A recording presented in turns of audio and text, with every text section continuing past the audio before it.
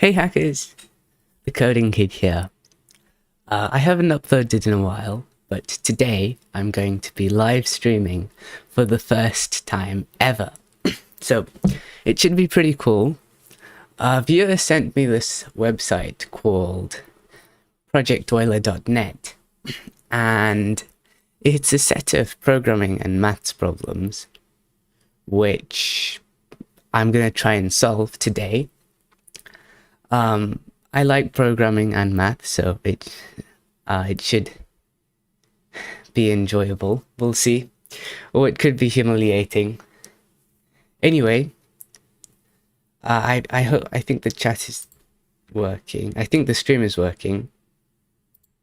Patrick Wellborn says hi. Hello. Okay, so let's begin by creating an account. Let's see, what does it say here? We are really pleased that you are interested in joining the Project Euler community. Okay, you have to complete problem 0. Okay, that's very interesting. So, it says, a number is a perfect square or a square number if it is the square of a positive integer. So 25 is a square number, and these are all square numbers. And 25 is an odd square number. So we want to sum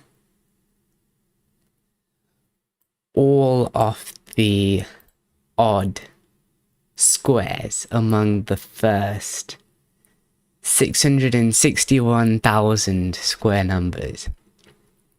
That's a lot of square numbers. All right.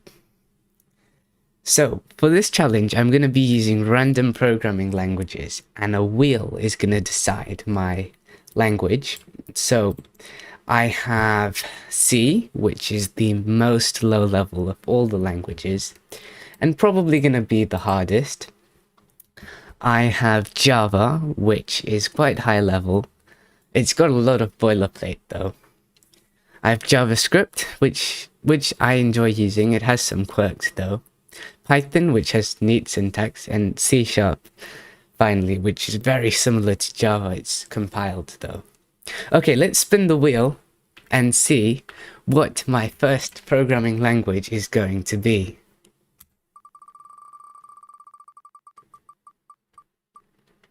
And it is C#. Cool, alright. So, I'll hop over to VS Code, and I'm going to create a new C# project. C# is probably going to be the hardest language to set up, but it's still not that difficult. So I think it's .NET New. No. Oh, .NET New Console. That's the one. Yep, and it created a program.cs file, and I should be able to run that using, oh, what was that? Deprecation announcement. Oh, that's okay.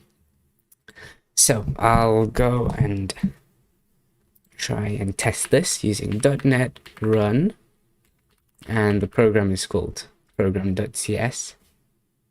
It didn't work. Oh, .run. I should have said .NET run.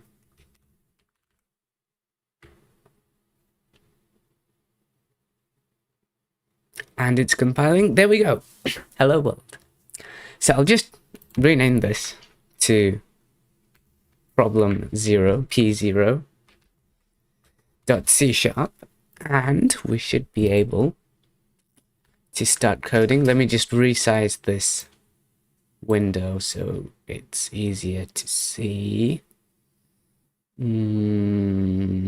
Resizing, and that's pretty decent. Okay, so let's loop through let's just loop through all the numbers to start from 1 to 661,000. So 4, oh, my keyboard, there we go. Okay, for int n, so we'll make a number called n started at 0, and we're going to stop it and at 661,000. So that's 3 zeros, and we'll increment n after every loop iteration. Actually, let's start n at 1. That's better. And we'll make another variable called sum. So sum is going to be an integer. Okay, we'll start it at 0. And I just realized the code is really small, so I'll increase the size of the code a bit. That's pretty big. I think that's big enough. Okay, so sum is going to be an integer.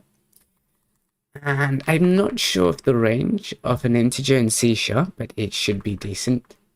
Maybe we could make it an unsigned integer. Oh, it's fine. Okay, let's go. So sum plus is assigned to n squared. No, let's make a variable called square. So int square is assigned to n squared. And these numbers are going to get pretty big. So if n is odd, I mean the square is odd, so if the square divided by 2 results in an odd remainder, so, well, the only odd remainder really is 1, then we'll add square to sum. Now, let's see.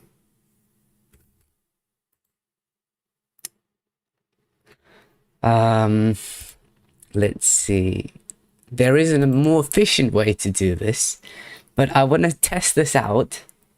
Let's see if this works. It should work. Oh,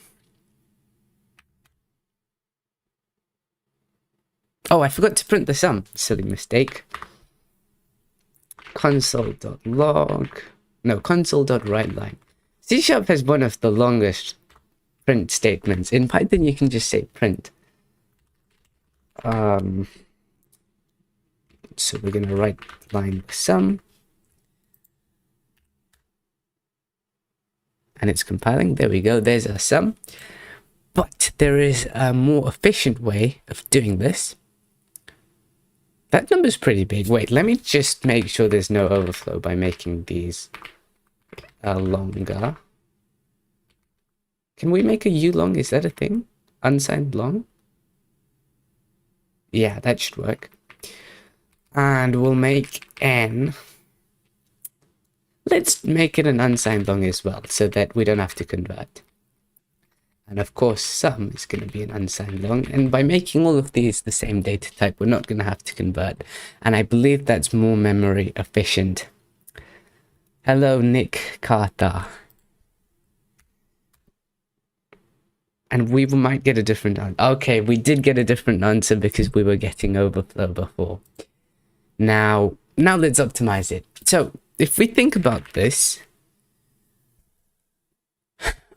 you can only make odd squares by squaring odd numbers, and odd numbers times another odd number is always odd.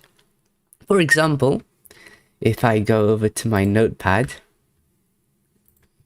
5 times 5 is 25, so odd. 7 times 7 times 7 is 35. Now, if we loop through all the odd numbers, then we should get all the odd squares. And that's going to solve us. It's going to double our efficiency. So let's begin n at 1, increment n by 2. And really, I'm just optimizing this probably for no reason, because it's fast enough as it is. But it's fun to optimize, and it's good practice. So I'm going to increment sum by n times n, and we can get rid of the square variable. See, the code is so much simpler. So let's see, are we stopping at the right point? Yeah. We have to actually stop here, I think. Let's run that. It doesn't matter, because that's even. This number is even. All right, so now we can copy this. Oh no, I'm sorry. I forgot to show you the code. Here's the code.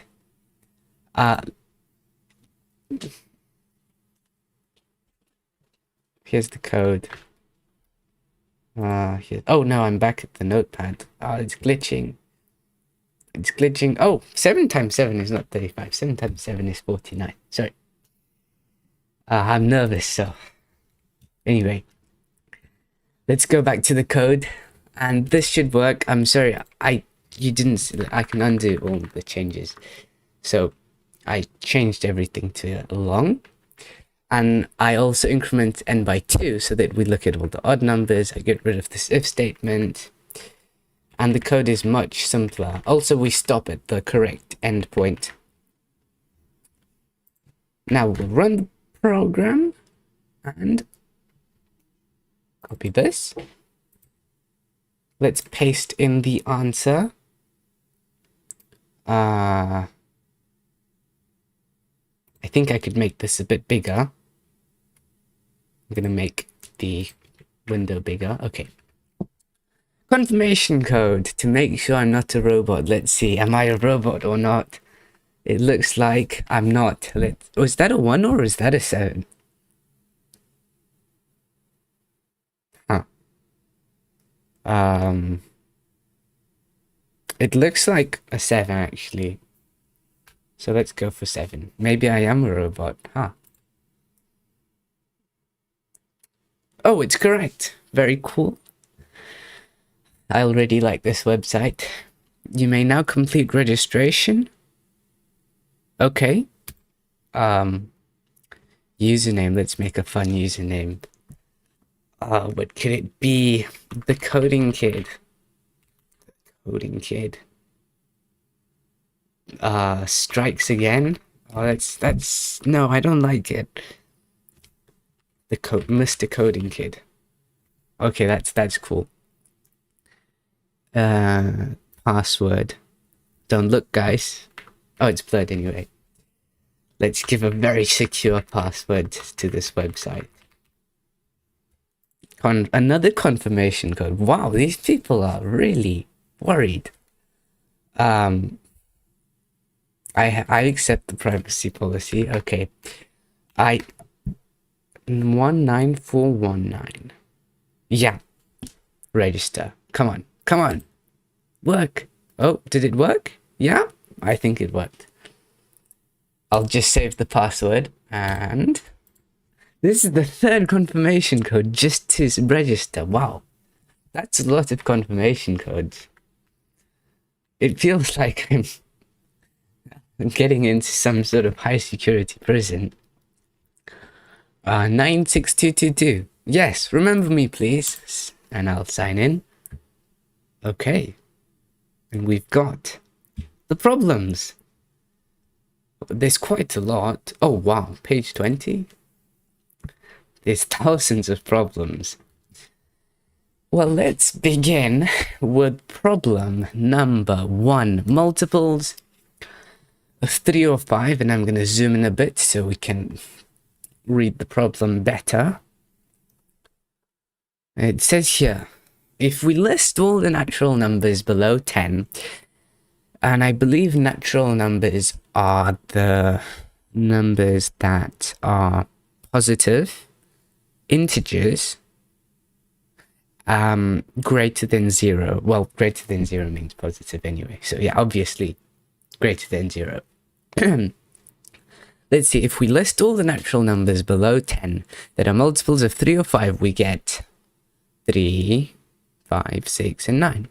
The sum of these multiples is 23. Okay, so we want to do the same thing, but for 3 and 5, oh, and we want to get the sum of all the multiples of 3 and 5 under 1000. Well, that shouldn't be too hard. I'll roll a random language and then I'll explain you the logic. So let's go to the wheel of names and let's see what do I want to get here. I'm hoping for... I think this problem would be easiest in Python. Let's go for Python, please. I'm probably not going to get Python, no. Well, JavaScript is okay too. JavaScript, okay. So, here we go. Let's make a new JavaScript file. I'm going to call it problem1.js.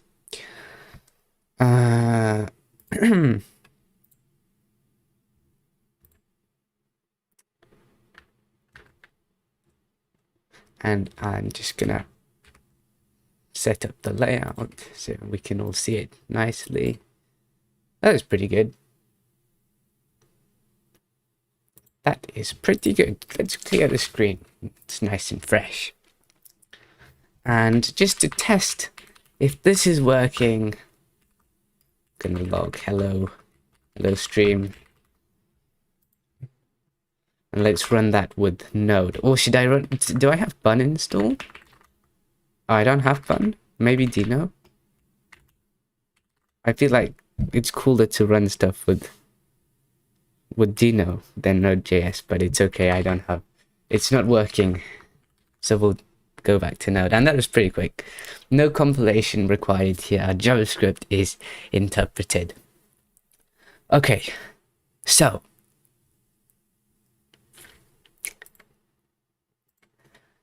So, let's go to Notepad and think about this problem for a second. It's not that complicated, but I want to use this Notepad. I think it's cool. I like using this Notepad. Anyway, so if I can somehow put the problem here, it's okay. Let's just take a look at their example for the numbers under 10. So if we look at all the multiples of 3, and all the multiples are 5, right? These are going to be the multiples of 3. Oh. So 3, 6, 9. And the multiples of 5 are just 5 and... Oh, come on. And 10. So that gives us 3 plus 5 plus 6 plus 9 plus 10. And the text went off screen a bit. Let me make it smaller so you can see. Okay. Great. And the way we can check for whether one number is a multiple of another is using the modulo operator, which gives you the remainder of division. So for example, 3 divided by 3 is 1 and the remainder is 0, but 4 divided by 3 is 1 remainder 1. So 3 and 6 and 9 all have remainders of 0.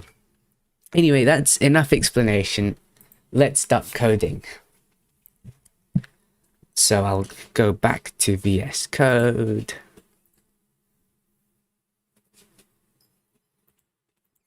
VS Code. Oh wait, 1 second. Is it less than 10 or is it up to 10? I'm pretty sure it was... Oh, it was actually less than 10, my bad. So, let me just fix this until 9. And if we sum this, we will get 3 plus 5 plus 6 plus 9, which is 23.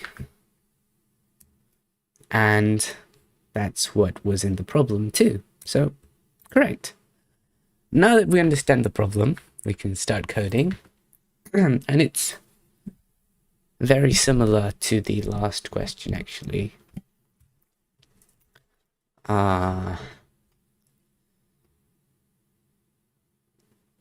So let's loop from 1 to 1000 for let n, because n is our number.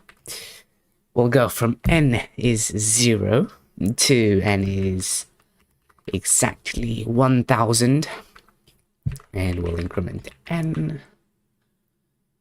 And now, if n is a multiple of 3, we'll add it to the sum. So we'll create another sum variable.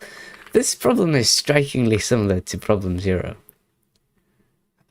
So let sum starts at 0. It's a number, and I believe that JavaScript has... yeah, that's fine. Okay, so we'll increment sum. We'll add... no, not increment. We'll just add n to sum if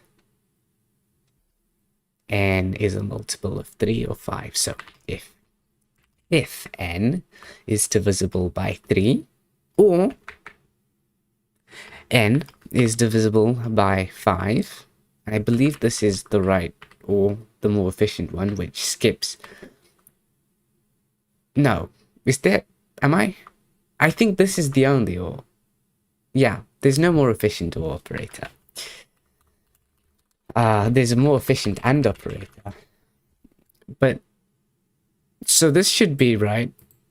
Okay, let's go and run it.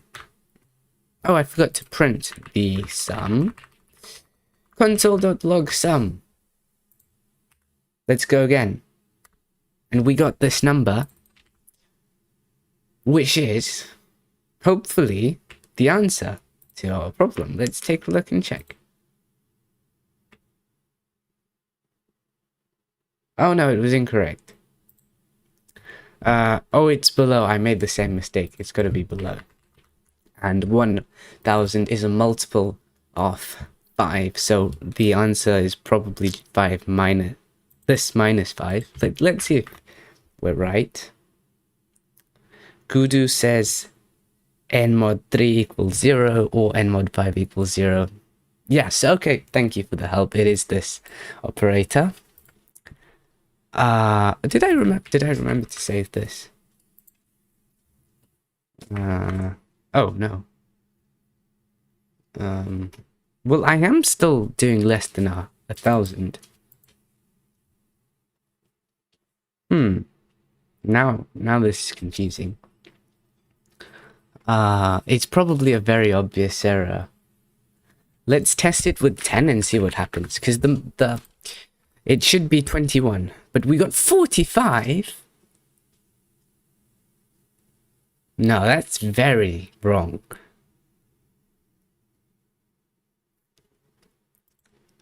That's very wrong. Okay. Let's use console.log. Console.log always helps. We'll log n and see what the computer thinks is divisible by 3 or 5. Oh no, I'm silly. Sorry, I forgot the 0. Okay. So the remainder has to be 0. And Gudu was right. I just didn't realize you added an equal to 0.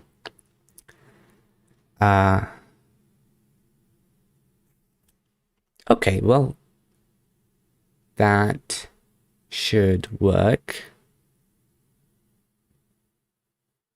but it didn't. We should have gotten it did work actually. I thought it was 21, but the sum is 23. Okay, so now we'll just change the stopping endpoint to 1000 and we will get the right answer. I'll refresh this page. Oh, there we go. Check. And yes, it's correct. Let's go. I have sound effects too. Woo. Okay, let's go back to the problems page and solve problem 2. First problem was fun. Okay, let me make this big again. So we'll go to the problem, make it big. There we go. Each new term in the Fibonacci sequence is generated by adding the previous 2 terms. Okay. By starting with 1 and 2. The first 10 terms will be that. Some people start the Fibonacci sequence with 1 and 1. But I think starting with 1 and 2 is... I prefer starting with 1 and 2. And they do too, so by considering the terms in the Fibonacci sequence whose values do not exceed 4 million. Well, if it does not exceed 4 million, that means that we're going to stop at exactly, well, not exactly, but if a term is 4 million or less, well, I should say we'll stop when a term is greater than 4 million, and we will ignore that last final term. Okay, so we want to find the sum of the even valued terms.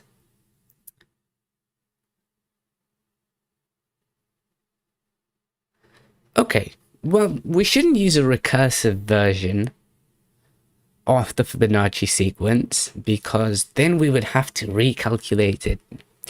And that would be long. That would be very inefficient. So instead, let's just go for the, I think it's called iterative version. Is that right? Iterative? Probably. But the version that doesn't use recursion. Okay, let me just make an example with the notepad. Some of the even valued terms. Okay, I'll make a very quick example so we get the idea here. I'll clear this. All right. Fibonacci sequence 1, 2, then the next term. So the n plus 1 term is the nth term minus the n minus 1th term. So that's going to be 3. And 3 plus 2 is 5. 5 plus 3 is 8. 8 plus 5 is 13. 13 plus 8. You know, I think we can stop here. I think that's enough. Let's go back and look at the problem.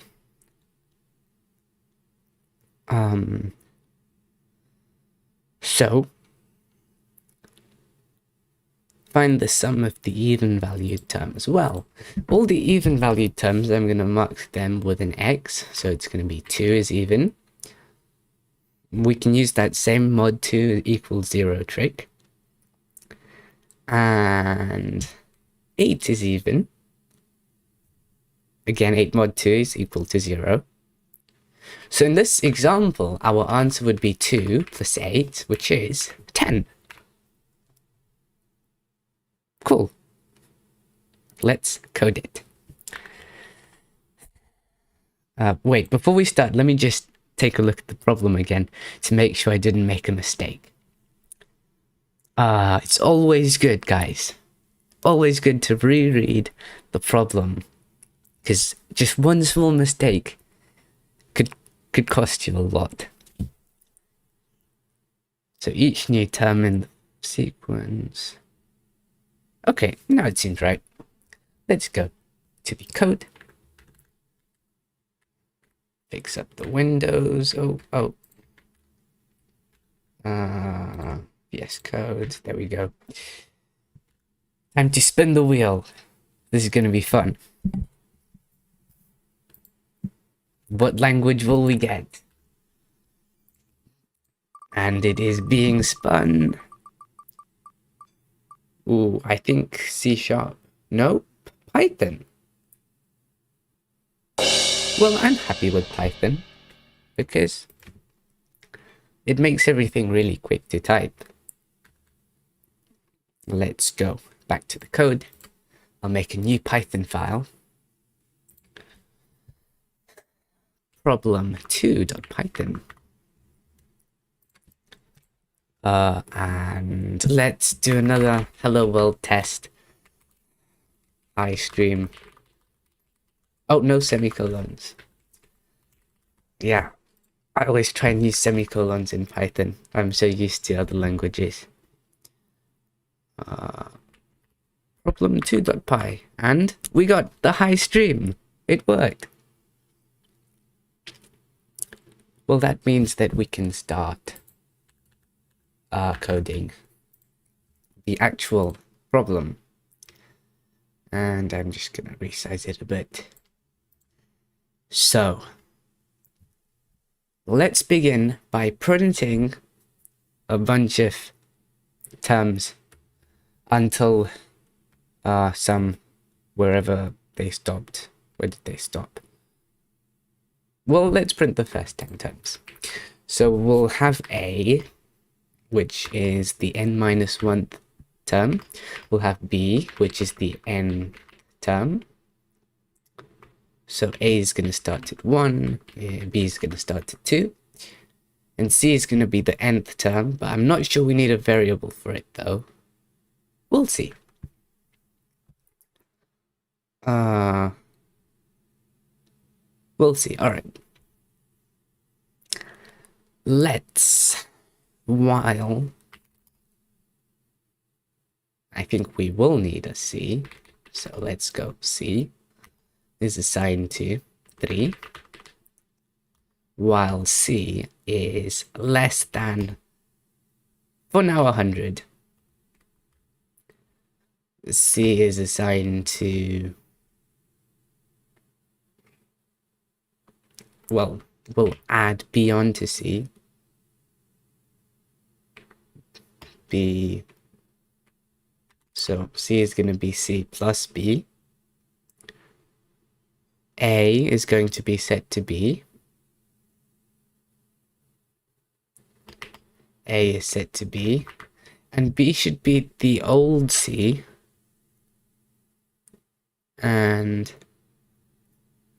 for that to work, we're going to need a temporary variable. So I'm going to make a temporary variable called prev.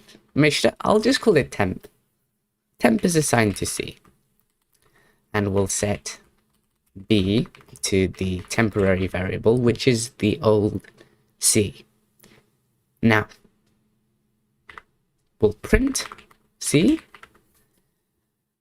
and run it. Let's see, we should get a bunch of Fibonacci numbers. Let's see if we do. 5, 8, 13, 21, 34, 55. Yes! It worked! I don't know why I'm so excited about that. It just... Well, actually, it didn't work. We started at 5. We want to start it at 1. So I'm going to move this print statement to the start of the while loop, and instead of printing C, I'm going to print A. And did that work? 1, 2, 3, 5, 13, 21, 34. Oh man. That didn't... We want to stop before 100, and the way we can stop before 100 is while A is less than 100. Okay, that worked. And actually we want less than or equal to for this problem, because do not exceed means less than or equal to. Okay, that's cool. Now let's take a look at the even valued terms. So, even valued. We're using the same trick 3 problems in a row. And that is the modulus operator trick. So we're gonna go if A is even, A mod 2, so returns a remainder of 0, then we can add A to the total. And let me make a variable called total. I'm not going to call it sum like before, because Python has a built-in function called sum, and I don't want to mess with that by overwriting it. So total plus is assigned to A, and that should work.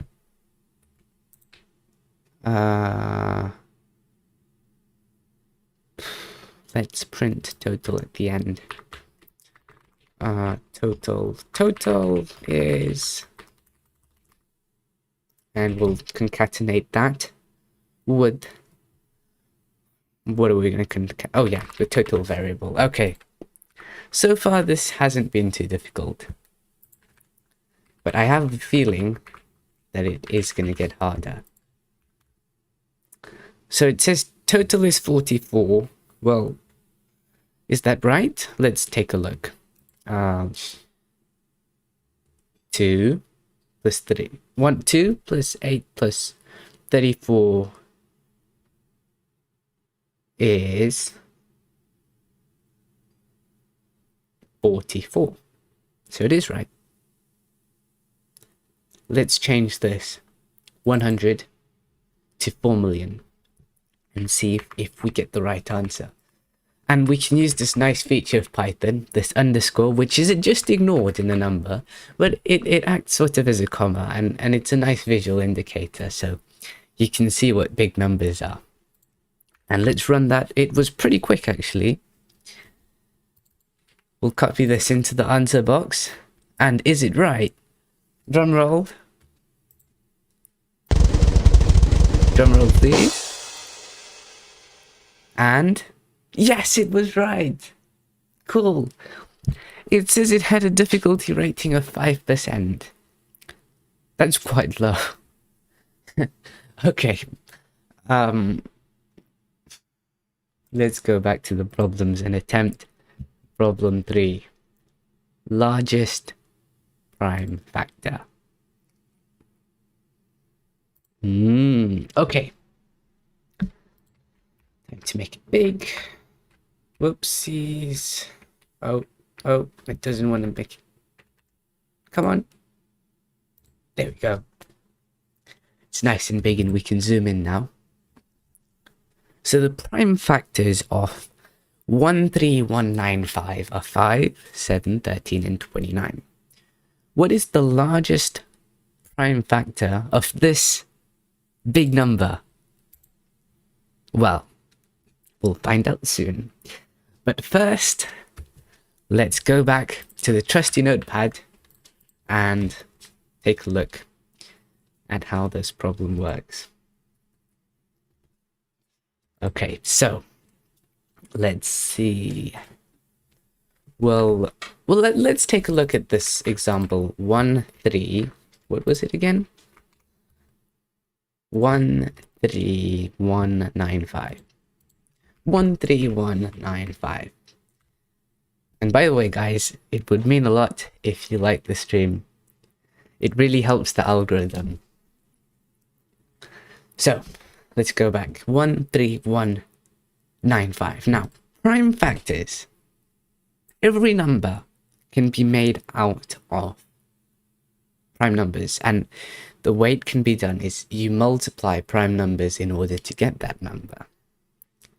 And the reason that's possible is because the only numbers that can't really be made out of prime numbers are prime numbers. But for prime numbers, for example 7, the prime factors of 7 are 7 and 1, because 7 times 1 is 7. Actually, I believe the prime factors of 7 are just 7, because we don't include 1. 1 isn't prime.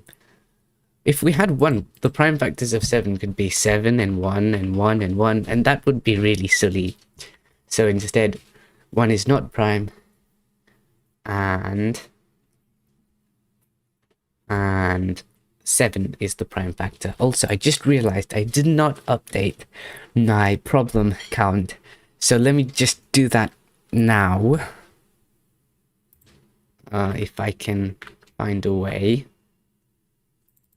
I hope this works. This is my first stream, so things could go wrong. Is it problem 4? Problem 3? Problem 3. Did it work? Yes, it worked. Great. Let's go back to this notepad. Patrick Welburn says, good work. Thank you. Thank you. Thank you. Okay, so, as I was saying. What was I saying? Oh yeah, the prime factors, how prime factors work. So, 12, for example, would have the prime factors 2. 2 is prime. The only factors of 2 are 2 and 1. 3 is prime. The only factors of 3 are 3 and 1. Well, no. The only factors of 3 are 3 times 1. Or I should say 3 can only be made by multiplying itself by 1. That's what a prime number is, really. And so 12 times 2 times 3 times 2. So those are the prime factors of 12. And we say 2 squared. If I can get a symbol for that. I'm not sure I can. Oh, there we go. 2 squared. And 3.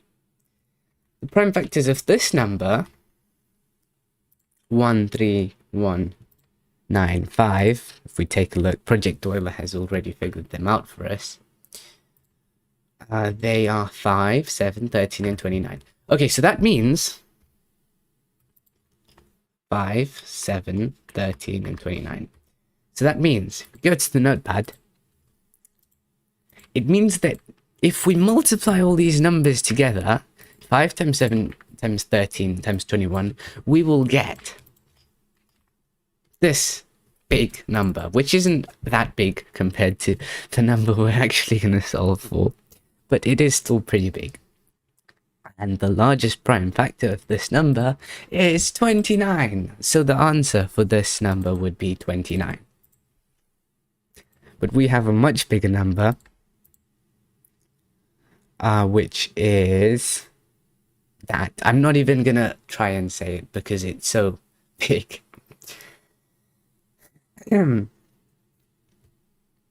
Okay, let's spin the wheel and start coding. The wheel is being spun. What language are we gonna get? C# again? Alright, that's fine. C# it is. So let's open up VS Code.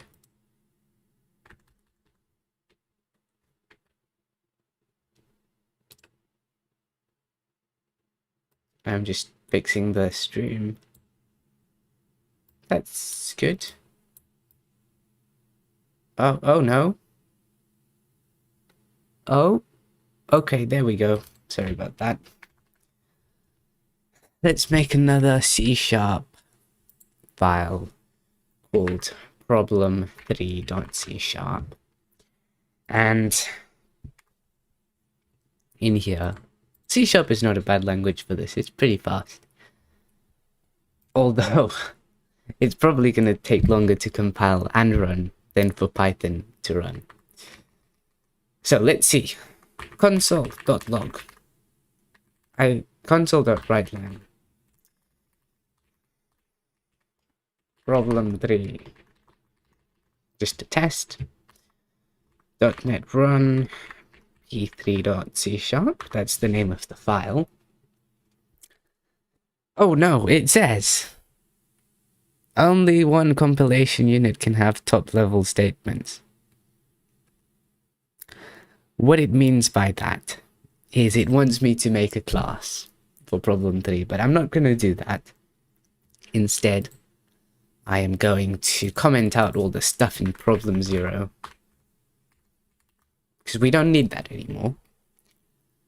And now if I run problem 3, it should work. Let's see. Please. Yes, problem 3. We got it. Oh, someone hearted. Thank you for that.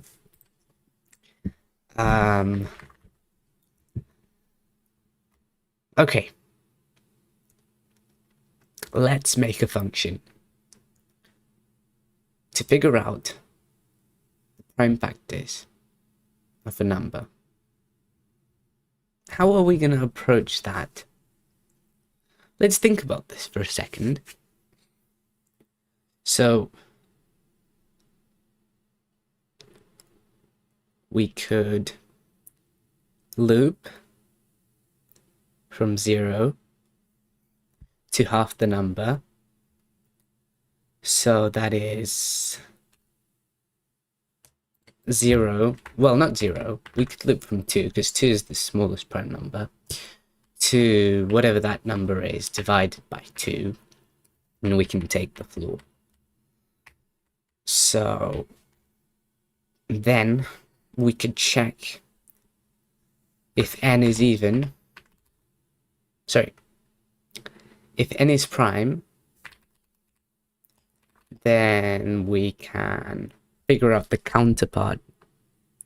If the counterpart of n, and which is the number that you will multiply n by to get this. You know what, I'm going to call this not n, because that's a bit confusing. Let's call it x. This is going to be n. So if x is prime, then figure out if it is a prime factor of this. Check. And if it is, we're gonna add it to our list of prime factors. And I'm not sure we want to find the largest prime factor. Okay. Well, actually, I just realized there is a more efficient way to do this. And that is if we loop backwards, starting here and going down. But that's okay. For now, we'll just think about this, because I think this is a bit easier to think about. And then we'll find the largest prime factor. But instead, I'm going to code something a bit different, where we only need to find one number, one prime factor. Ooh, because the prime factor is probably going to be greater than this, or is it? Oh, you know what, now that I think about it, it's probably going to be less than this number. So we should start at 2, because 2 is closer to the largest prime factor than this is. And also, small numbers will multiply by big numbers to get this. So those big numbers could be, potentially, the largest prime factor. So I believe this is a better approach. At the end of the day, it doesn't matter that much. Let's start coding. Did I spin the wheel? Chat, did I spin the wheel? No one's replying. Okay, that's okay. So I'm gonna spin the wheel because I don't think I did. Let's see what language we're gonna get. We'll go to the wheel of names and spin. We're getting Python again. Wow, we seem to be getting a lot of C# and Python. I was quite excited about JavaScript and Java. But that's okay, we'll get them later probably. So let's go and go back to VS Code. If you guys can see VS Code. So we'll make a new Python file called problem4.python. And let's see, I'm going to make a variable called n. And n is going to be our big number that we want to find the prime factors of. So I'm going to set n to... 1 second. Oh, I'm just trying to get this. Alright, so I'm going to set n to this big number, and I hope I can copy it, because it is, I think it's MathJax or something. It's not working, the copying isn't working. Oh wait, if I use the button, it should work. Copy to clipboard. I just want to copy it. Not working. Oh, there we go. Okay, that worked. Also, it did give us a bit too much. It's giving us the HTML too. Some HTML. Alright, so n is that. And it's always good to copy a number instead of typing it out yourself. Because if you type it out yourself, you're bound to make a mistake. Alright. Anyone is. Yeah. So, let's loop now. we're going to use Python's unique for loop for x in range. You know, mathematicians are obsessed with this variable x for some reason. They love to call their variables x. So you know what, just to be different, I'm going to call it k. Because k is right there next to j in the keyboard, so it's very easy to type. And we're going to start at 2. 1 second, I'm having some issues with the stream. 1 second.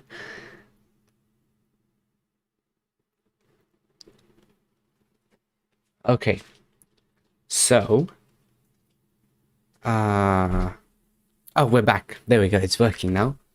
It hopefully unfroze. Yeah, it did. Okay, cool.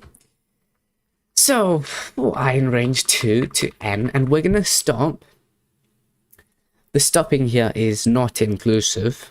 That's important to remember. And we can divide n by 2. And now that I think about it more, I think we can square root n. Am I right? Am I right? Because the square root would give you the number that multiplies itself to get that.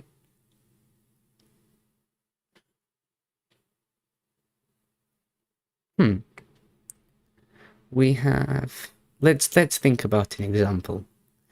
If we had 100, let's square root 100, we get 10. So that means that the smallest part of a pair of the biggest small part of a factor pair, a prime factor pair, would be 10. Is that true? It is true. So I'm going to use the square root of n. And now that I think about it, it makes sense in my head. I think square root in Python is built in. No, it's not. Okay, I've got to import the math library. So I'm going to import math, and I'm pretty sure I can do maths.square root n.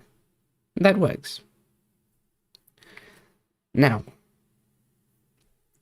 this is going to give me a floating point number. So I'm just going to cast that to a integer number instead by flooring it. And is that too greedy if I floor it? Well, let's think.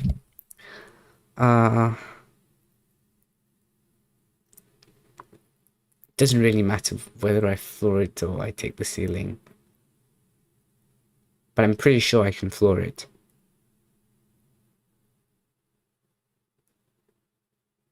Yeah. Never mind, I can't. Well, can I? Oh, it's okay, I'll just take the ceiling. It doesn't matter. So that'll convert it to the integer, which is up.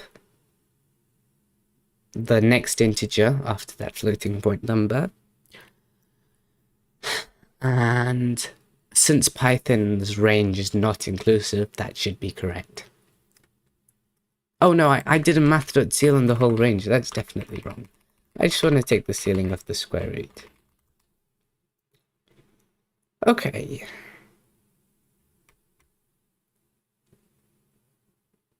Let's see.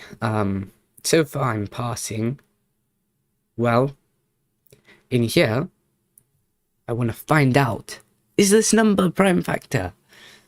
Well, in order to find out whether it's a prime factor, first, I want to see if it's actually a factor. So that's more efficient than checking if it's prime. So we'll avoid some unnecessary prime checks. So we'll go if n mod k is, are we using the mod again? Okay, third problem in a row, and I just realized the file name is wrong. So let me fix the file name real quick. It's problem. Wait, what? problem 3.py. Oh, I have a problem 3.c# already. I think I spanned the wheel twice. It's okay. I'll delete this.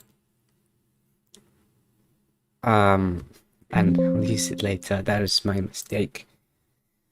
So I'm just gonna change it to problem 3. Oh, and I'm having some problems with my keyboard. There we go. Oh no, oh no. Problem 3.py. There we go. That took longer than expected. Also, I'm going to test this with a lower value of n. Let's test it with 13195, which is an example they provided. 13195.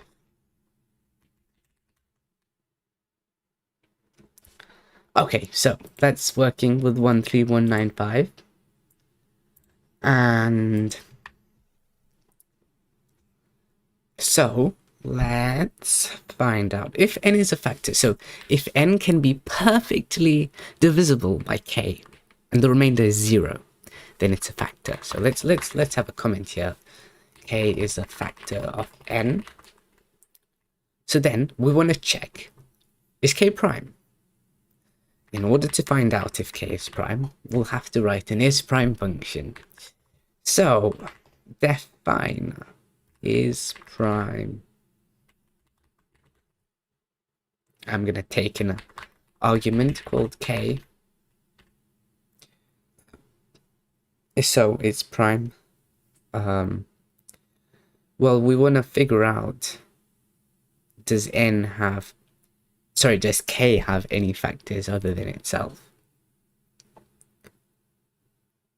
And the way we can figure out that is by looping. So let's loop again. And I think, so for, let's say, f for factor, I'm using a lot of one-letter variable names. I wouldn't ordinarily do this. However, this is it's a short problem. It's not like people are going to come back to this code after years. And plus there's few variables anyway. So yeah, that's why I'm using one-letter variable names. Also, they're easy to type. And I believe, yeah, but for factors we can stop looping at the square root. So it's a very similar for loop. Okay, so we'll check if k is perfectly divisible by f. And I feel like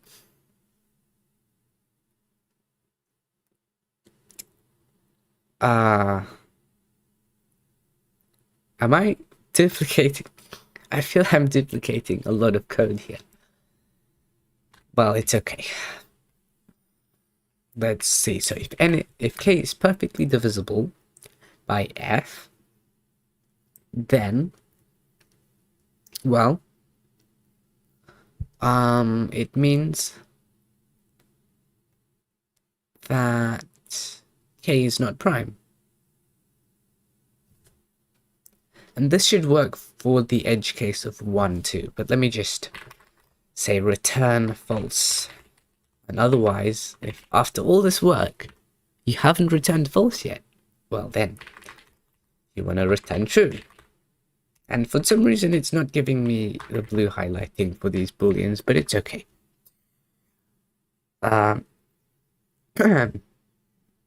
So will it work for the 1? It's going to loop from 2 to 1. It is going to work for 1, and we can optimize this, I just realized, by stepping by 2. Because 2, well, we're never going to get any even prime numbers.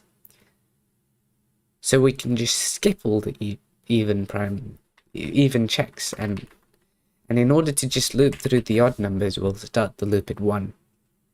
So let's see, for f in range 1, it's going to check 1 now. So let's see, does it still work for the edge case of 1? Yeah, let's see. Let's give it some testing. We'll check if it thinks 1 is prime, so is prime 1. We'll check if it thinks 2 is prime, 5 is prime, 8 is prime, and let's say 4 is prime. Now let's go for 12. Okay. So pi, we'll run this project, well, problem 3.pi. Cannot access local variable f where it is not associated with a value. Oh, I meant to say k here. So let's go back and run that. Okay, so it thinks 1 is prime. It thinks 2 is not prime. Okay, there's something very wrong with this algorithm. Let's see what it is. Because it got everything, well, almost everything wrong.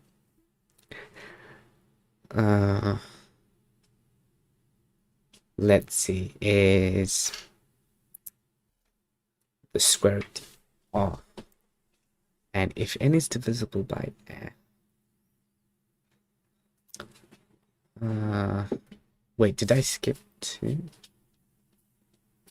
Oh no, I skipped 2. That's a problem. I have to check for 2, because this currently goes through. It goes through 1.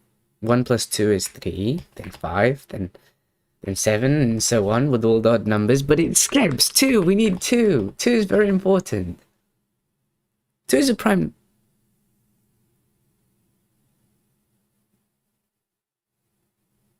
Am I being silly here? I think I am. I think I'm skipping all the even factors for some reason. I'm not sure why I am doing that.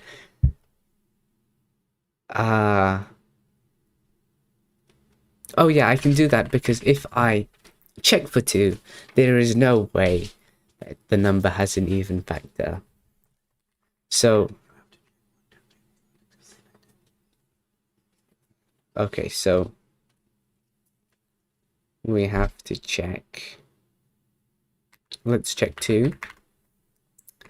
If k is divisible by 2, and k is not 2, then we want to return false, so n is not prime. Also, since we have checked if n is divisible by 2, I think we can just check odd factors. That makes sense. Let's run it. Oh.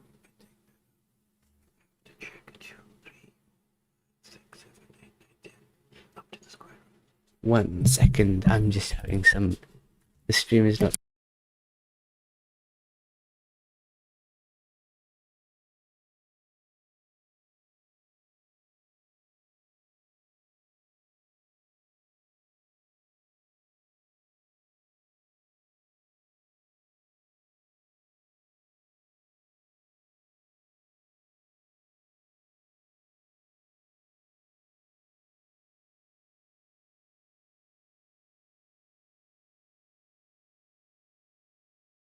I'm back. Hello.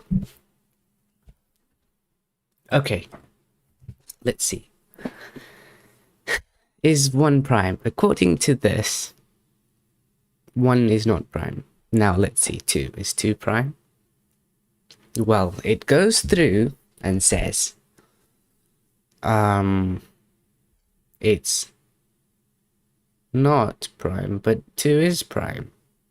So why would it say that 2 is not prime? Let's just check 2. See, and with print statements, we can debug this. So we'll print k. Well, we just need to print f really. If it's false, if we're returning false, we need to print f.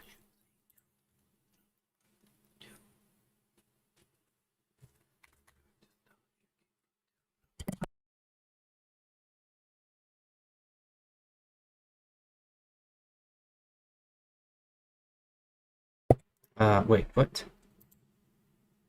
print f. Okay, let's see. Why is it not working? This should definitely tell me. Oh, 1. Okay, so everything is divisible by 1. I have to start with loop at 3. Now it should give me. Oh, okay, now it says 2 is prime. That was a silly mistake. I should have caught it before. But, you know, sometimes this stuff just escapes your eyes. Oh, okay, let's go. It says 1 is not prime. That's correct. 2 is prime. It says 5 is not prime.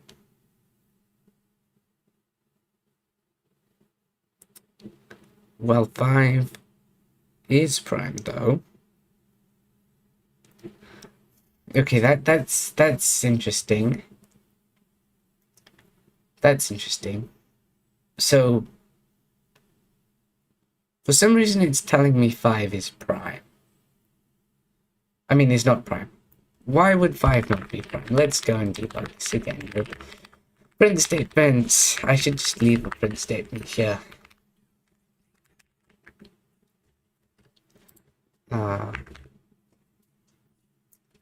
What? Run it. Oh no. Printf. Why does it return false? It's saying false. Why isn't it going into this print statement?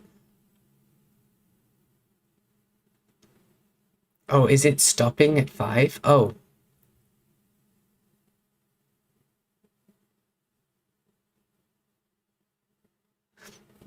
Oh no, I don't. Can I use a square root? Oh no.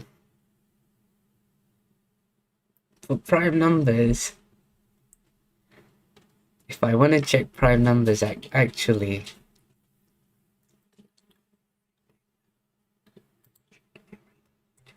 One second.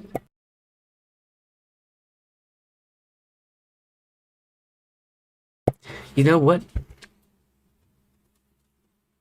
I'm gonna make this work, and then I'm gonna optimize it. So, let's start at 2. Let's step by 1. That should give me the correct answer. Well, oh no, also the square root of 5.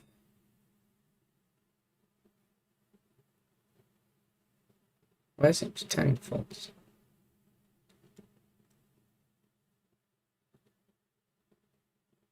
Okay. Now it should return true. It's still returning false. So that means it must be going in here. Why would... Okay, so if 5 is not equal to 2, that's true. And 5... Oh my god, I made this mistake again. I have to check if the remainder is 0. I don't know why I keep making that mistake. Now it should work. So it should work for all the numbers.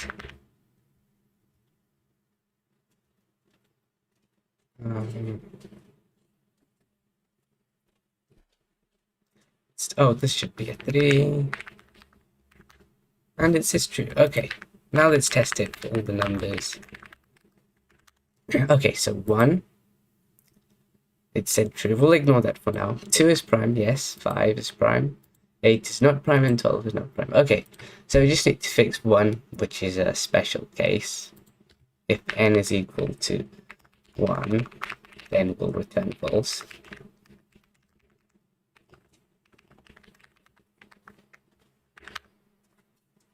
Okay, that took a long time just to make this in its prime function.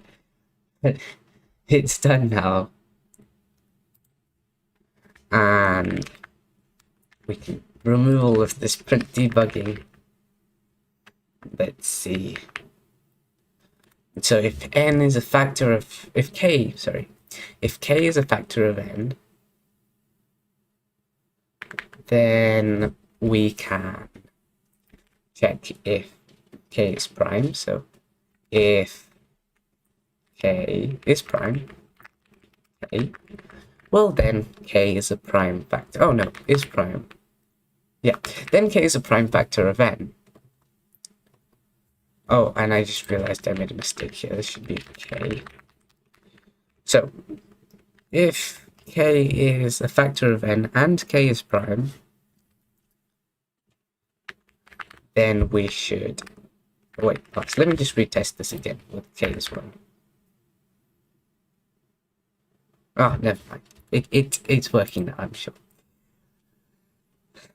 So if k is prime and it's a factor of n, then we can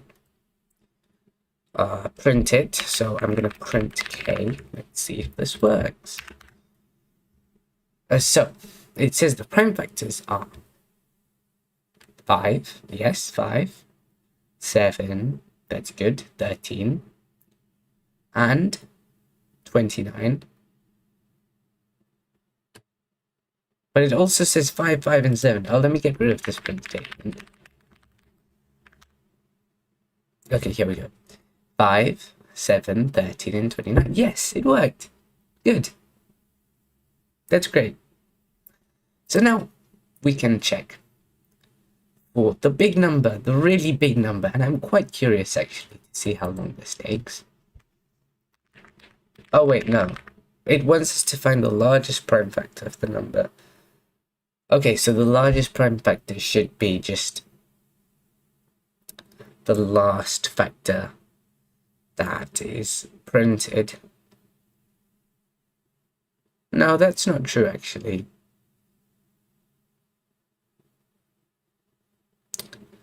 That's not true. Or is it?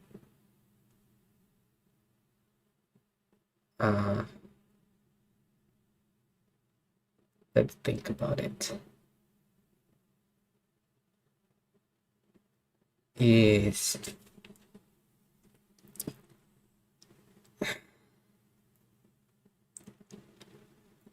it possible for a factor to be less than the square root of a number? Yeah, I mean greater. It is, for example, 50 times 2 is 100. So we actually have to find the pair that complements the factors that we found here.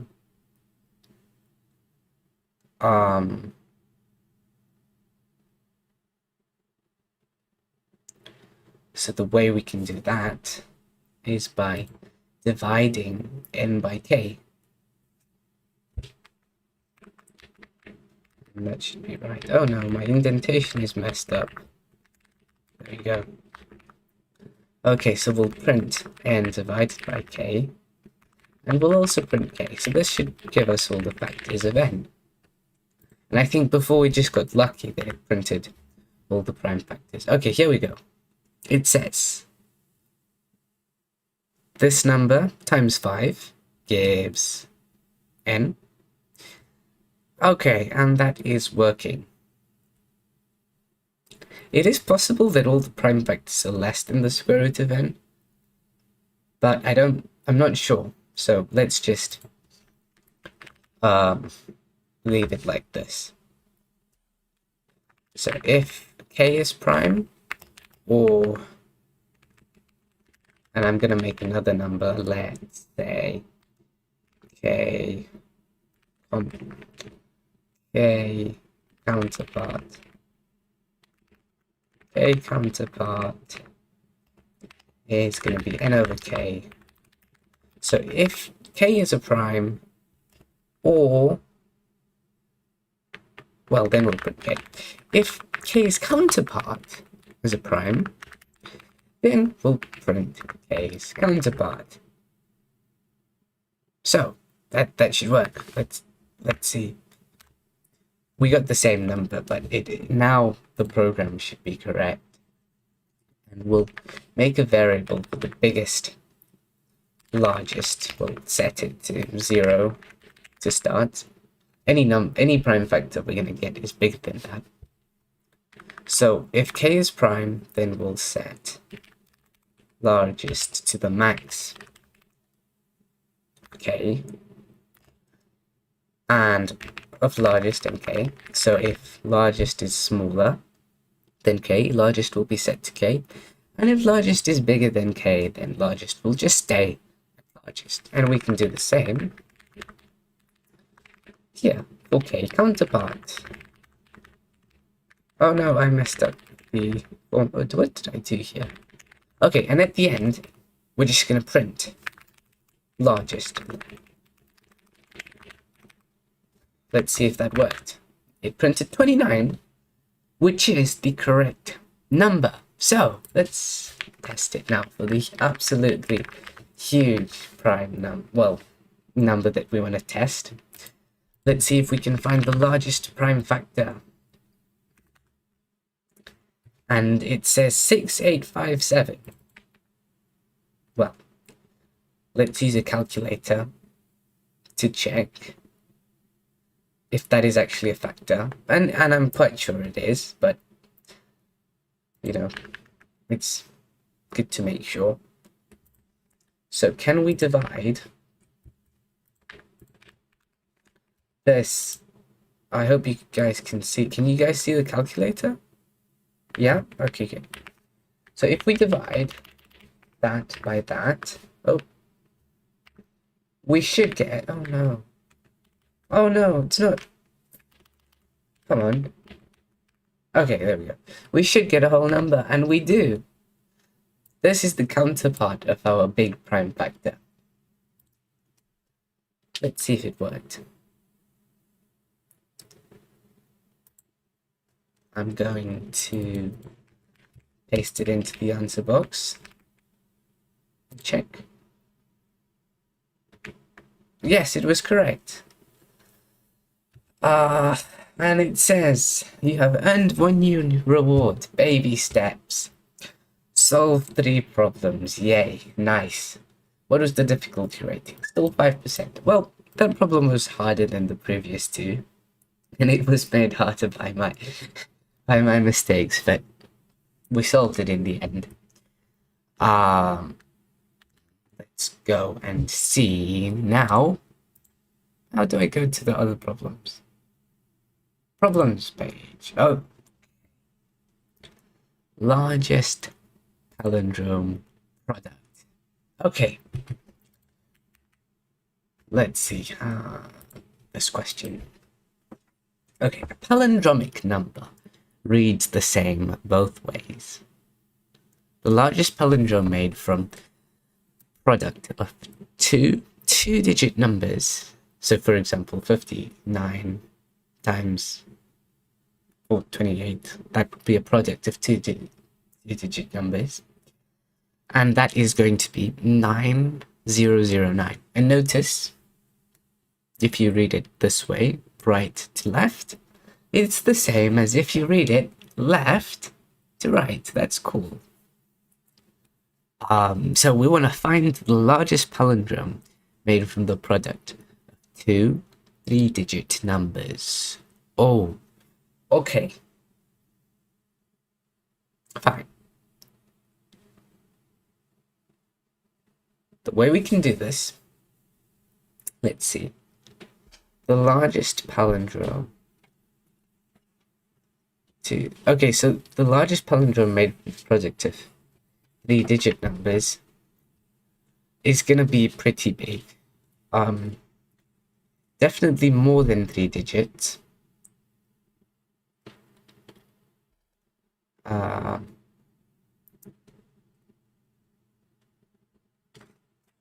Wow.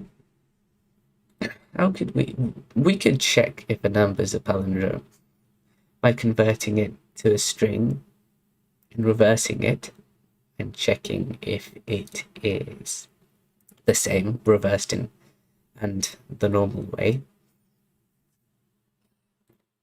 And we could brute force this if we just looked at the product of all the 3-digit numbers, and that is the numbers from 100, that's the smallest 3-digit number, to 999, which is the biggest 3-digit number. But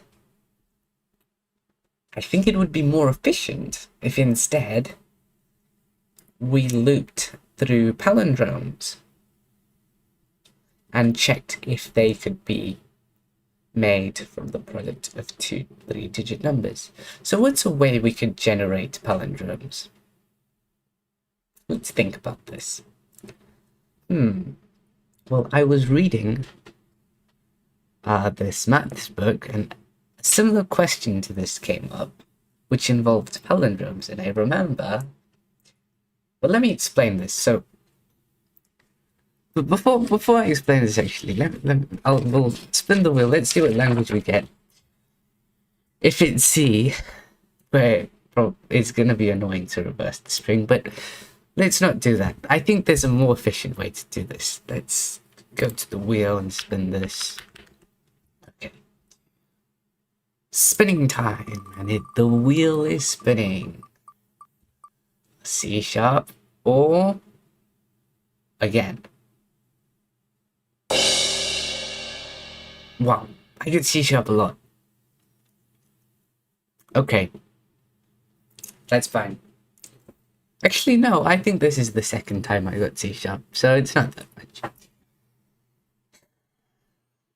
Well, now I'm going to explain it to you after I make a C sharp file. Go back to the code.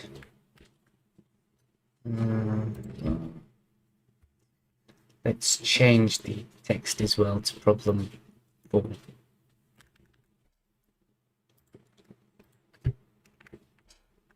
And so the text should be updated. Ah, there it is. Okay. Cool. Let's make a new C# file. I'm going to call it problem3.c#. Okay, that should work. Now, I'll make a text file. I'll just make a text file called nuts, because I realized it's actually better if I explain in the editor so we can see the problem at the same time. So I can type here. That's great. Let's just increase the text size a bit. There we go. So a palindrome number can be expressed as A, B, C, B, A, right? Because it reads the same backwards. So A, for the case of 9009, A would be 9 and B would be 0. So a 4-digit palindrome number can be expressed with just two variables. Well, variables, letters, whatever. And if we think about that, can this help us somehow? Yes, it can. Because if we try out different combinations of A and B, we'll get all the different palindrome numbers. So, any palindrome number that's 4 digits can be expressed as 1000A, sorry, plus 100B, and this is quite a clever trick actually, plus 10A plus B. So for the case of 9009, we would have 9000 plus, 0, because B is 0. Maybe I could have picked a better example, but it's okay. Plus 90 plus 0. Oh, looks like I made a mistake. It should be 10B plus A. Okay, so it's actually going to be plus 0 plus 9. And that gives us 909. So that works. Would it work though if is it possible to know for sure how many digits the product of this is going to be. Let's think about that. Let's go to calculator. So, where's the calculator? Ah, there we go. So, oh no, it's not working. Oh, there. Okay, so if I multiplied 100 by itself, I'm going to get a 5-digit number, 10,000. And that's the smallest possible number. Now, if I multiplied 999 by itself, I'm going to get a 6-digit number. Huh. Well, I'm pretty sure that our number is going to be 6 digits because there are so many more 6-digit numbers than 5-digit numbers, and there are many 6-digit palindromes. I could make one now. It's, for example, 998 899. That's a 6-digit palindrome. And yeah, and then all we'd have to do for each of these 6-digit palindromes is to check. Oh no, why did I backspace? Okay. All we'd have to do for these 6-digit palindromes is to check if they can be made by multiplying 2 3-digit numbers together. Does that? I hope that makes sense. Let's start coding. And let's see if I can get my stream setup back.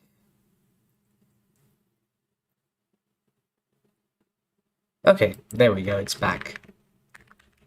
So we can open the C# file. WQ, yeah. And let's begin by printing a bunch of palindrome numbers. So I'm going to have A. Oh no. Int A. It's going to be an unsigned integer. I'm debating whether I should leave it as unsigned or not, but it's actually going to be an unsigned byte. Is that a thing? A byte. But I'm just going to use int for simplicity. It's going to be less than a byte even, so it doesn't matter. Okay, so A. Most computers use 32-bit integers anyway. So it's not going to affect the performance. So A, we'll start A at 0. We'll start B at 0. We'll start C at 0. Now, let me just try and show you. If I go back to the notes, A, B, for a 6-digit palindrome, it's going to be ABC, C, B, A. So that's going to be the format of the palindrome, and we're just going to check all the different combinations of A, B, C. And let's see, A is going to start at 1, but the rest of the numbers are going to start at 0, and they all stop at 9. If you know what I mean. Okay, there we go. So I'm going to start A at 1 actually, so we can generate all the different possible palindromes. And we're going to need 3 for loops for this. 3. So one is going to loop at A for int A. Oh, and I just realized I don't need to declare all of these here at the top. I would if this was before C98 or earlier than C98, but this is C# anyway, so it doesn't matter. I'm going off. A is equal to 0. A is less than... Oh no, A has to start at 1. And A is less than 10. Then we're gonna increment A, and we're gonna do the same thing for B and C. Okay? So, oh no, that's just so awkward to copy and paste. Is not helping me here. Okay, well, I'll format it. There we go, that's much better. So let's rename this to B. And we'll rename this one to C. And B doesn't have to start at 0. B is going to start... Sorry, B doesn't have to start at 1. B is going to start at 0. And so is C. Now, let's print the palindrome numbers. If we think about this, the number of different palindrome numbers we're going to have, it's interesting, I think. We're going to have 9 options for A. That's 9. Let's use a calculator for this. We're going to have 9 times... Is it 9 options? Yeah, times 10. I don't know, I just realized I could have done this in my head, but I like using this calculator. 9 times 10 times 10, which is 900. Why didn't I just do that in my head? No, wait, am I getting confused here? No, yeah, it is. Okay, from 0 to 9 for C, from 0 to 9 for B, and from 1 to 9 for A. So 900 different options. Let's go back to the code.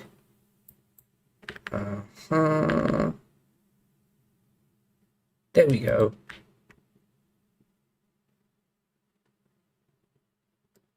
It's back to the code. Let's write line console.writeLine. We'll print 1 million A. Do we have this underscore notation with... Oh, we do. That's cool. So it's this, the palindrome is going to be made with 1 million A, 1 million A times A plus... Actually, it might be a bit easier to read if I don't use that notation. Plus... Wait, 6-digit palindrome. Okay. I'm just thinking now. This is gonna give me a 7-digit palindrome. I want to... So actually, I'm gonna go for 100,000 A. 10,000 B. 1,000 C. And now we go backwards. 100 B. 10A. Oh no, I made a mistake. Oh yeah, we want a double C. So 10B. And finally 1A. We could have used a for loop for this, but it's definitely simpler just to do this. Just to do it in this way. Okay, and it's giving me an error. I cannot convert from integer to string. Oh no. And I used commas. I have to sum these, not use a comma. So, oh man, can I change this to a plus sign? Yeah, there we go. And I think console.writeLine has an overload, which accepts an integer. Alright, so this should print us all the 6-digit palindromes, and that's going to help us solve our problem. Let's see if it works. Oh. Okay, so .NET run problem 3.C#. And is it going to work or not? Oh, it worked! That's so exciting. Okay, so we just got all 900 6-digit palindromes printed in an instant.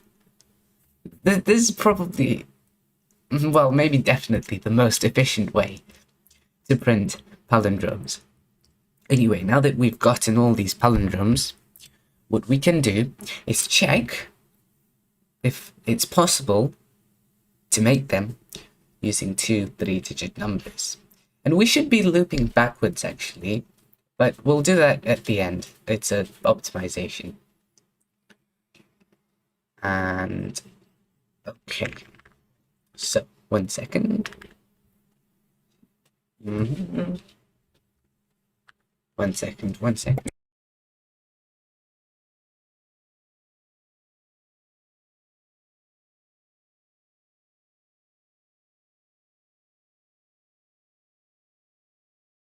Okay, I'm back. Sorry about that. So, oh yeah, we want to check if it is possible to make this palindrome, each palindrome, using 2 3-digit numbers. Also, I just realized this file should be called problem4.cs. Let me rename it quickly. Problem4.cs. Good. Goody. How are we going to check if a number can be made from the product of 2 3-digit numbers? Let's think about that. I think if we loop from 100 to 999, we can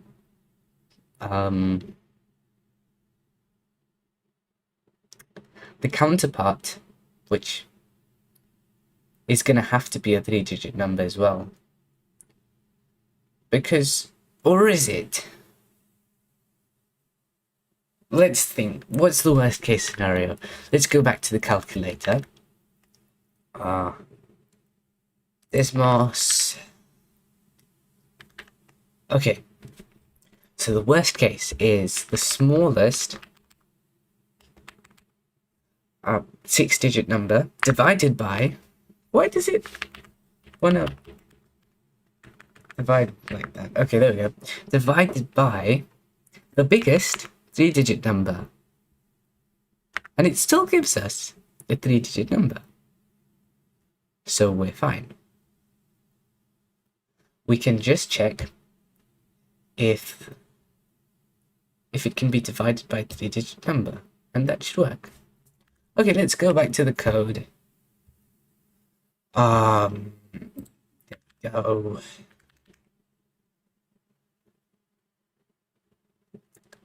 Okay. Let's make this into a variable. We'll call it n. Int n is assigned to a. Oh, that big number. Okay, so I'm gonna set it to this. I'll yank that. Oh no, it's not working. Come on. Oh. Why? Come on. It's easy to come. Wait, I think if I use visual mode instead of visual line mode. Why isn't that working? You know what? Let's do this another way. Okay, there we go. That does the same thing, really.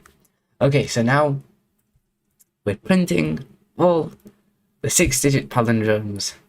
I can remove this comment here. And we want to check if n is possible to be made by multiplying 2 3-digit numbers together. Not all numbers can be made by multiplying 2 3-digit numbers together. Now, let's loop through all of the 3-digit numbers. So that's going to be for integer. What's the integer going to be? Let's call it. You know, someone once said, I don't know who it was, but I like the quote. Someone once said there are 2 hard things in programming: race conditions and naming variables. I think that's very true. Okay, so what are we gonna name it? Let's name it factor. Let's name it K. Okay, so K is gonna start at 100, which is the smallest 3-digit number, and K is going to stop just before 1000. It's going to stop at 999, which is the largest 6-digit number. I mean 3-digit number, sorry. And it's telling me I have an invalid expression here. Oh no, I made int mistake. K++.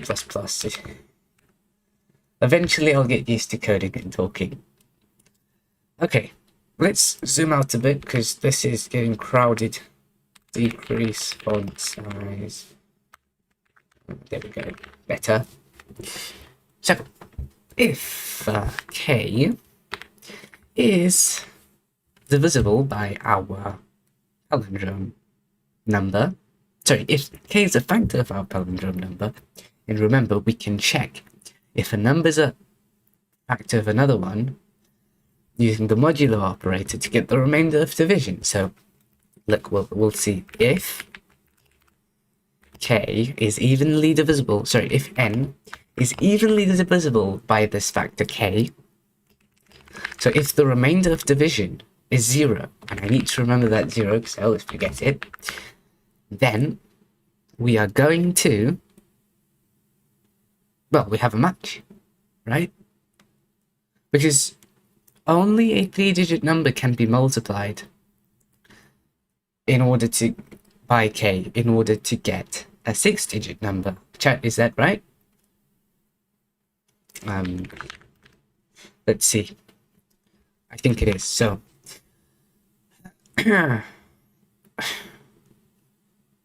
we'll print n. Okay, and now this should print all the palindromes that can be made from the product of 2 3-digit numbers. And I think the chat has a bit of a delay. Anyway, we'll run problem 4.c#, and we got the same number many times. Why is that right? Oh, I think it's because if we find many matches for k, then it's going to print it again. So we'll just break out of that for loop and continue. That should fix that problem for us. Let's see if it did. It did. Okay. And the biggest number, biggest palindrome that can be made from the product of 2 3-digit numbers is apparently 999. Is it though? Is it really? I'm skeptical of that. So I'm gonna print k and k's complement, which is n over k. Can I not print many things? You know, cannot convert from int to char array. Oh, okay. Well, I guess not. So I'm going to print it the hard way. Well, the longer way. It's not harder. It's just longer. So I'll print k and n over k. And I'll also print just a blank new line to separate everything out. And let's see if that works.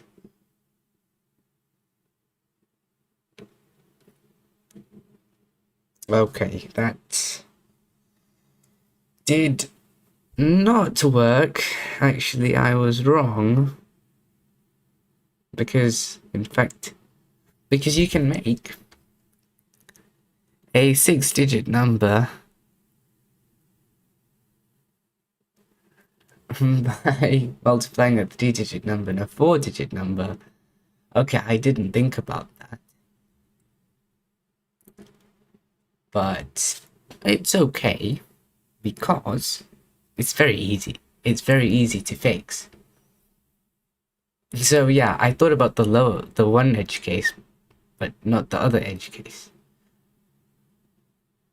That's fine, we'll fix it.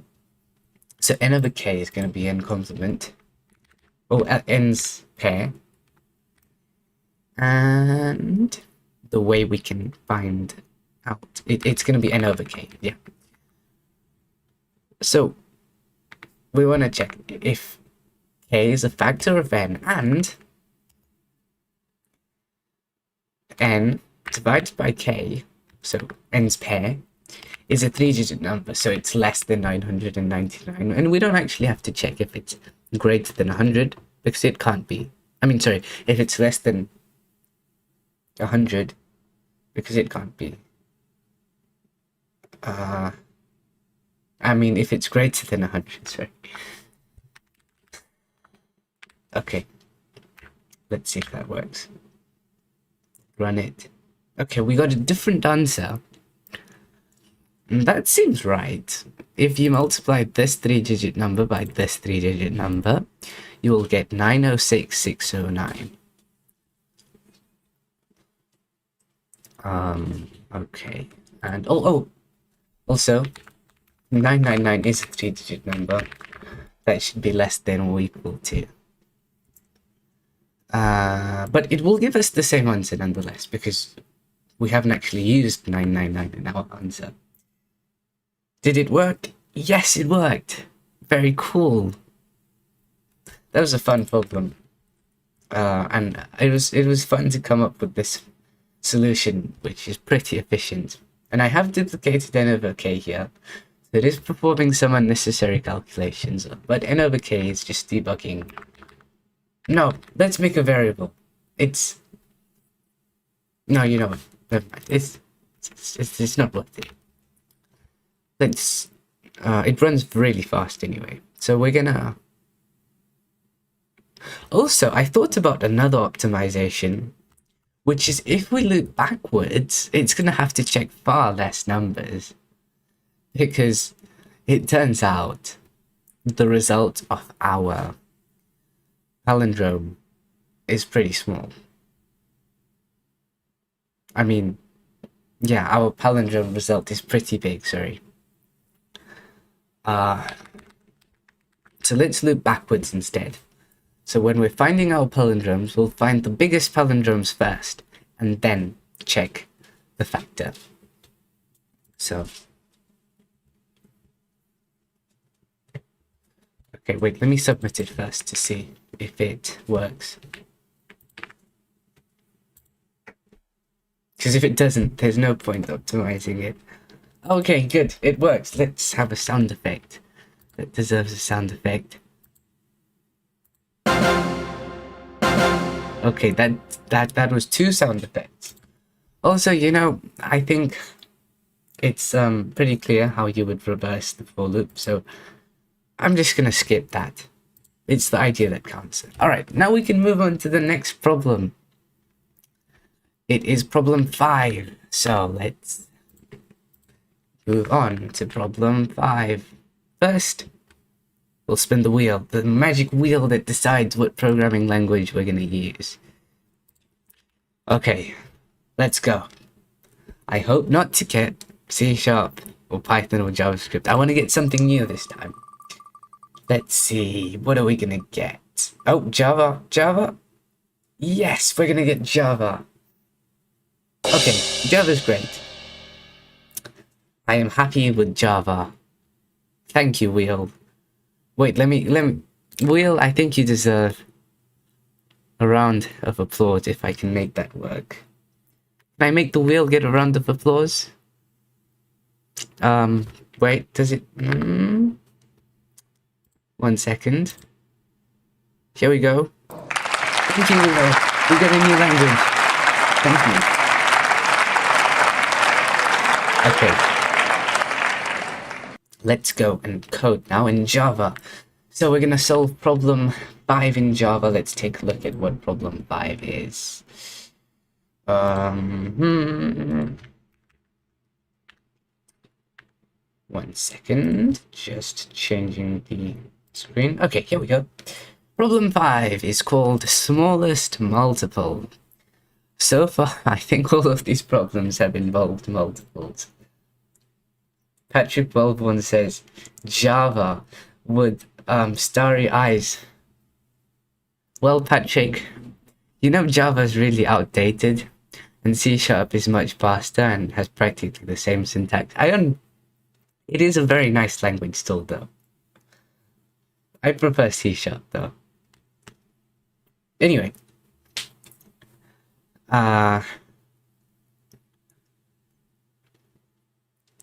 So 2520 is the smallest number that can be divided by each of the numbers from 1 to 10 without any remainder. Okay. So it's gonna be... it's gonna have the factors 2520. Well, sorry, it's gonna have the factors 1, 2, 3, 4, 5, 6, 7, 8, 9, 10. And it's the smallest number that has the factors 1, 2, 3, 4, 5, 6, 7, 8, 9, 10. So this is the smallest number which has all those factors. Also, Patrick, thank you for sticking around. It's been a while now. Anyway, what was I saying? Yeah. I think, though, if I multiplied 1, 2, 3, 4, 5, 6 times 7 times 8 times 9 times 10, then we're gonna get a number that's actually bigger than 2520 because we'll have duplicated some factors like 2. Let me try and explain this a bit more clearly. If I use the calculator, is there a way I can have the problem and the calculator at the same time? That would be cool, right? I think I can make that happen. Let's see. Okay, so I've switched over to the calculator. I'm making it smaller. It's getting shrinked. Okay, now I'm gonna add the problem too. Okay. This could work. This could work. Yes. Yes. Ha. Okay, I should have done that earlier. But it did work, right? Right? No? Oh no.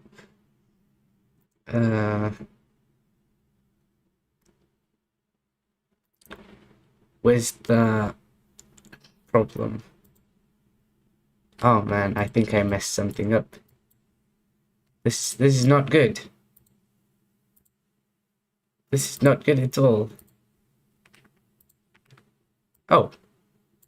Well, it works now. And that was worth it, I think. So let's go back to our Desmos calculator.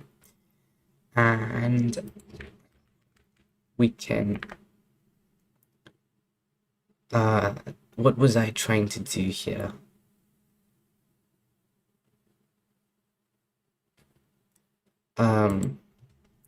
Oh yeah, okay, so let's try multiplying 1 times 2 times 3 times 4 times 5, blah blah blah.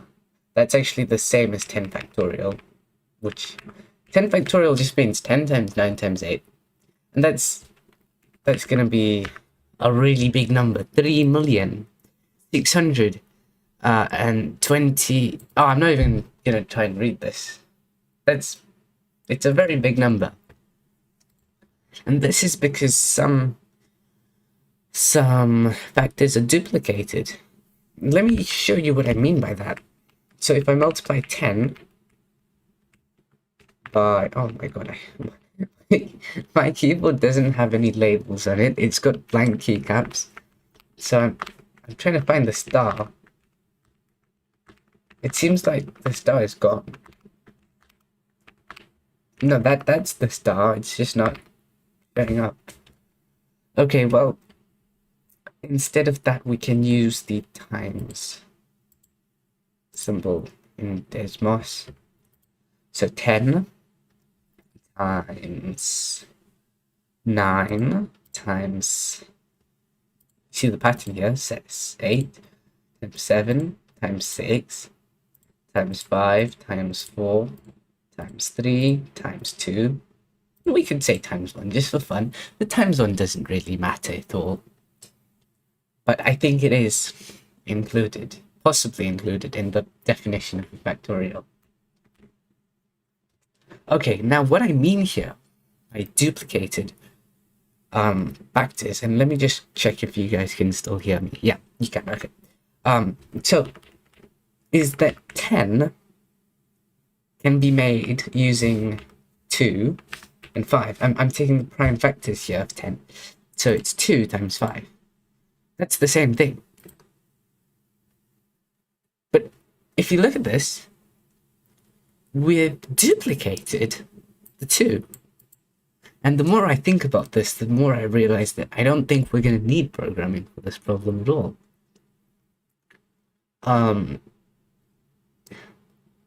Because we can just do this by hand. So we can make a smaller number. Let's just make a smaller number.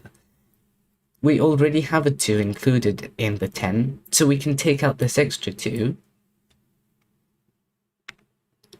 And now we've halved our number. We're making progress. Let's factorize. Let's primely factorize. I don't know if that's the word, primely factorize, but you know what I mean. So let's do that for each number here.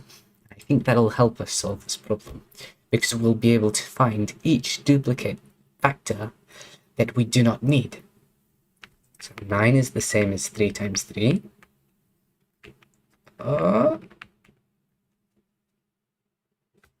Okay, time to use the mouse. 9 is the same as 3 times 3.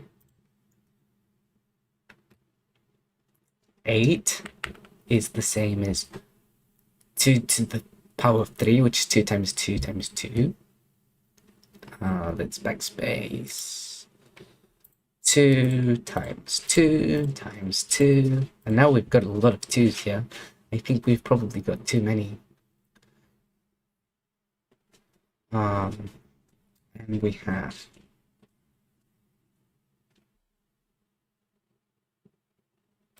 what? Wait, so this is 10. This is 9. This is 8. This is 7. 7 is already factorized, prime factorized, so we don't have to do any work for that. 6 is the same as 3 times 2.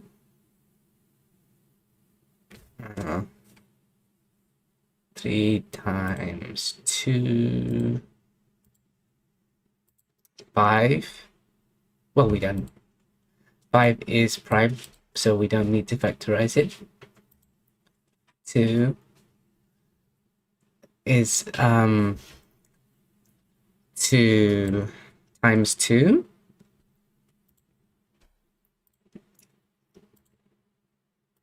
We've got a lot of 2's here. I'm pretty sure we can remove quite a few. 3 is prime. Oh, we've already removed 2. And 1. Okay, so let's see the duplicates that we have. The first obvious duplicate is 5. We've already had 5 as a factor when we made 10. So we'll remove 5. Okay, we've made the number really, really small now, but we can do better. So we've got a lot of 2's.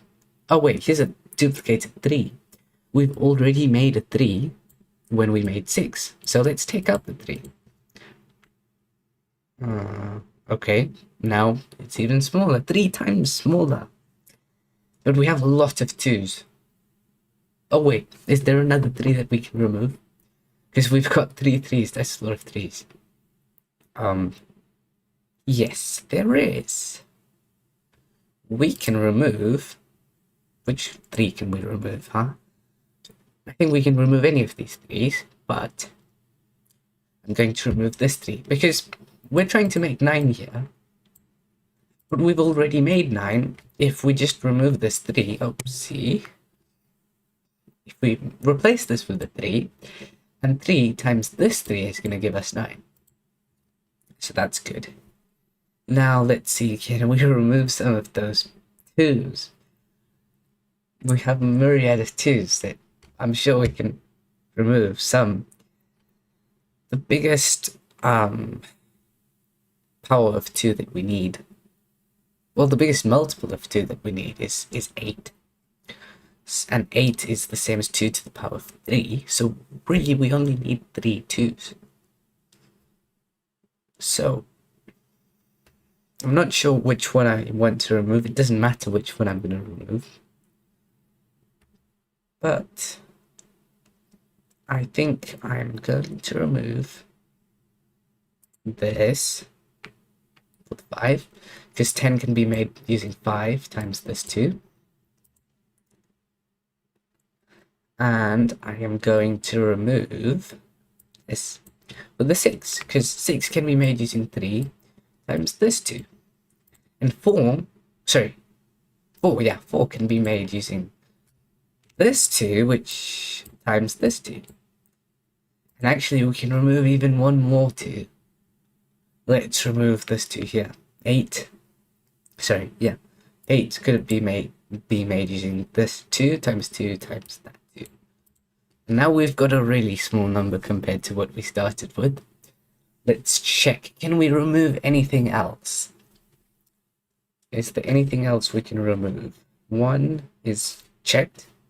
2, good. 3, yes. 4, good. 5, we can make 5. 6, we can make 6. We can make 7. We can make 8. We can make 9. And 10, 5 times 2. Okay, that's great. So our final answer, we didn't have to do any programming at all for this, is 2,520. Let's type it in to the box. Hit check. Is it correct? Oh no, it's incorrect. That probably means we can make it smaller.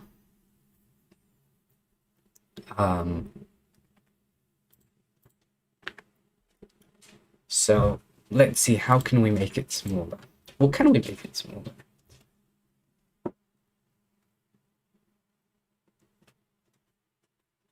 Oh man, I just reread the question. And we actually want to do this for the numbers 1 to 20. I'm pretty sure though we can still do it by hand. So let's take this factorization, we can reuse it, and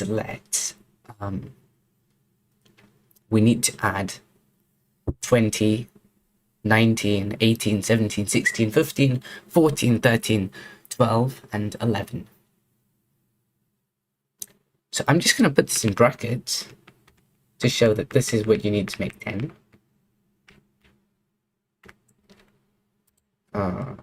And actually our answer was correct, which proves the method works. Yeah, this is the correct answer for 10. But now let's add times. Where's the times button? Times 11. Sorry. Oh no, I should put that before. Okay. So we'll start 20 times 19. We're going to have to prime factorize all of these numbers and remove the common factors. Times 16, times 15, times 14. Whoa, this is a lot of numbers. I think I need to make the font a bit smaller eventually. Times 11 times that.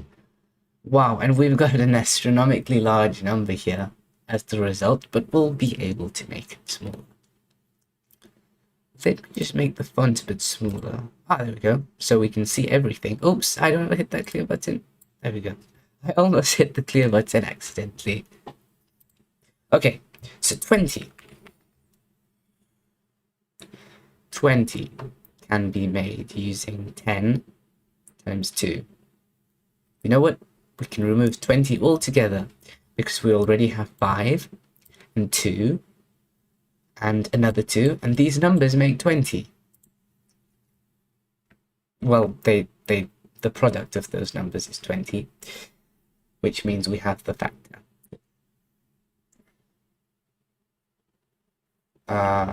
Actually, this number would be divisible by 20. Right? Would it be? Would it be divisible by 20? Yes, it would. Is this font too small? Oh wait, I can make it bigger. That's fine.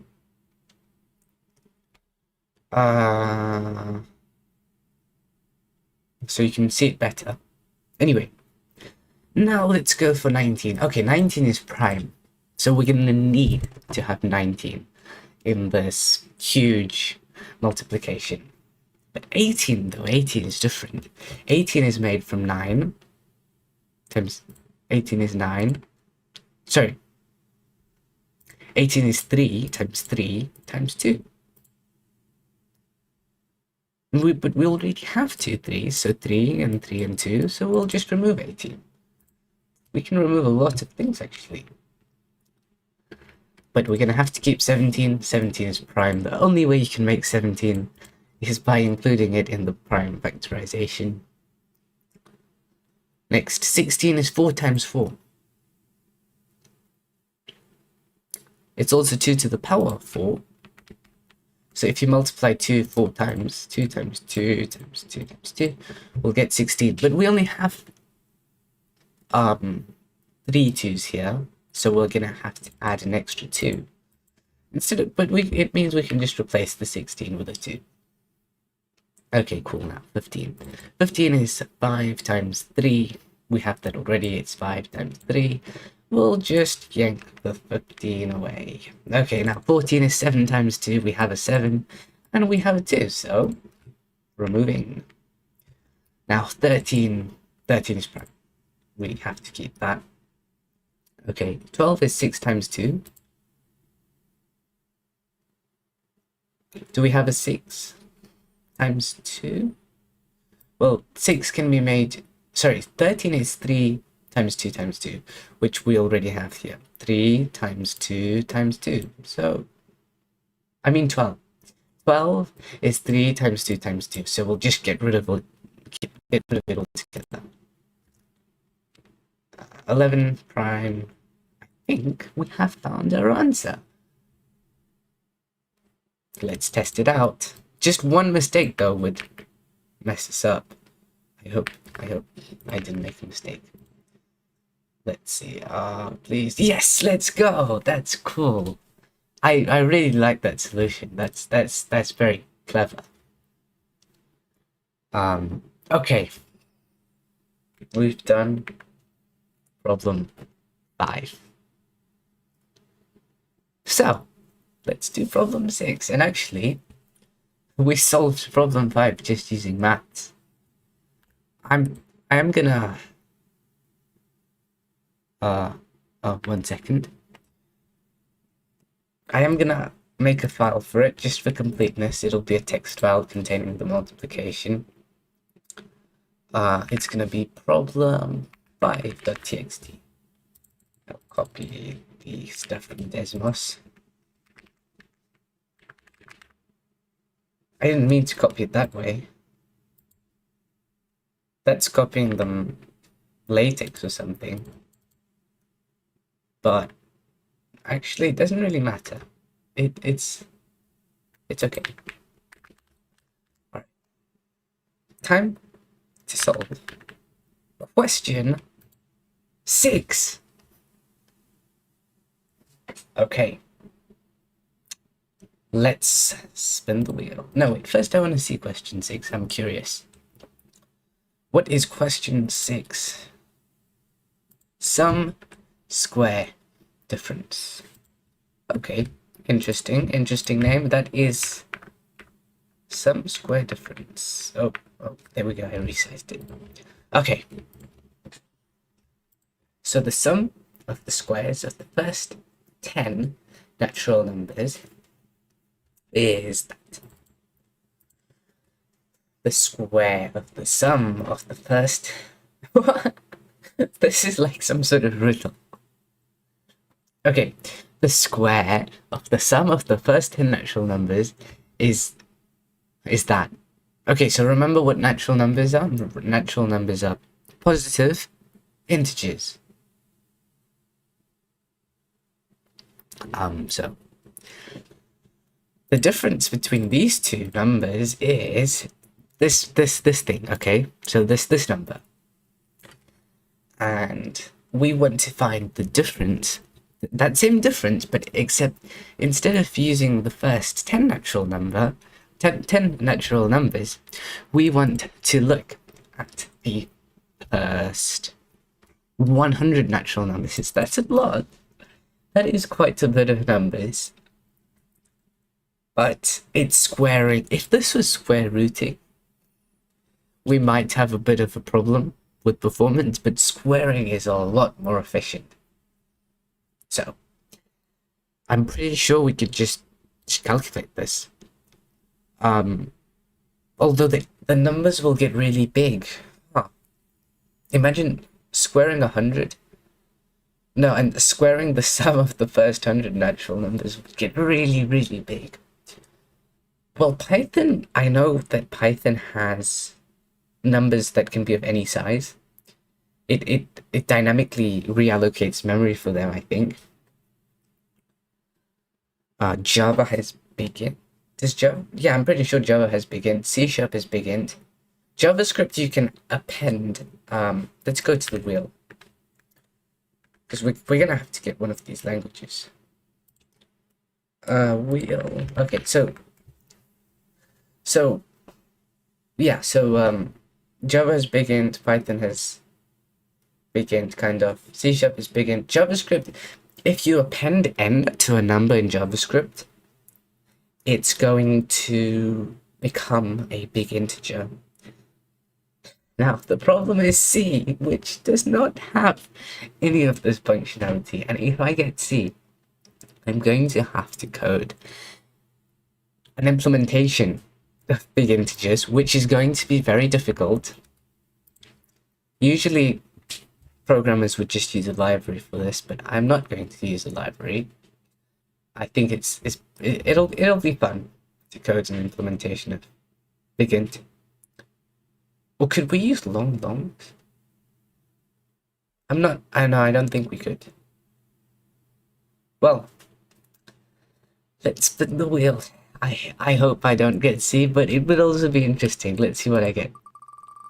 Oh, please, not C. Java. Okay, we got Java. Nice. And so that's gonna be very easy actually in Java. Let's just make a new Java file and find out. Oops. Oh no, my keyboard is glitching. Bear with me for a second.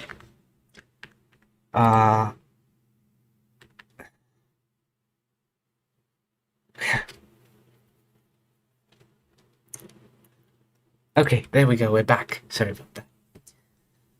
Let's go back to the code and begin coding in Java.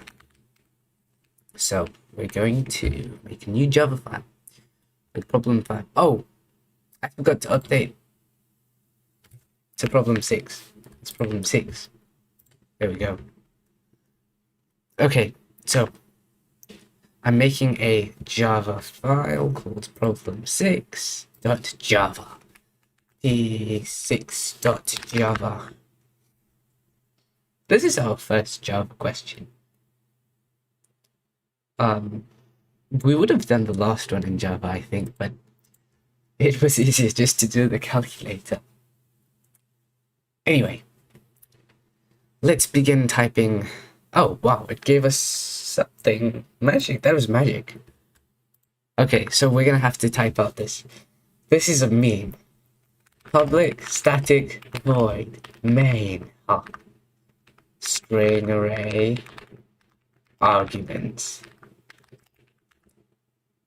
Oh, I think that worked. Let's go. And debug, is it debug.log? No.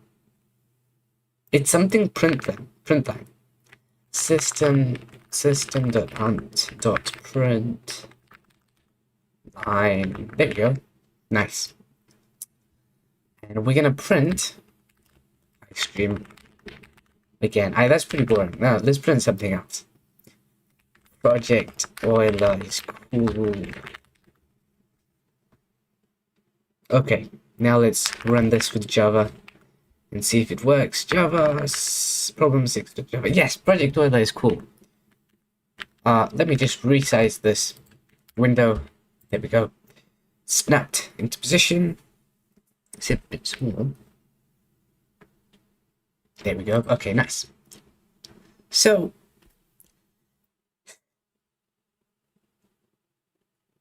I forgot how to make a big integer in Java. Big int. Oh, there we go. Big integer. It came up in the IntelliSense. a is assigned to new. I'll make a new big integer. I have to initialize it with a string. Okay, let's see. Can I take a look at the reference?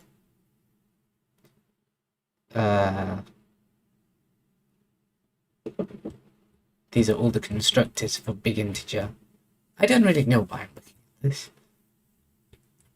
Right, it can make a random big integer. That's interesting. Okay, let's go back. I got distracted. So let's start by summing the squares of the first 10 natural numbers.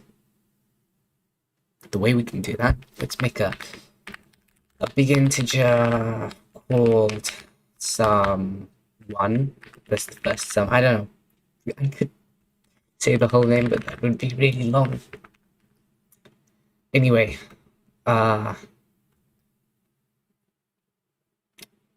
let's just make a new big integer. What is happening here?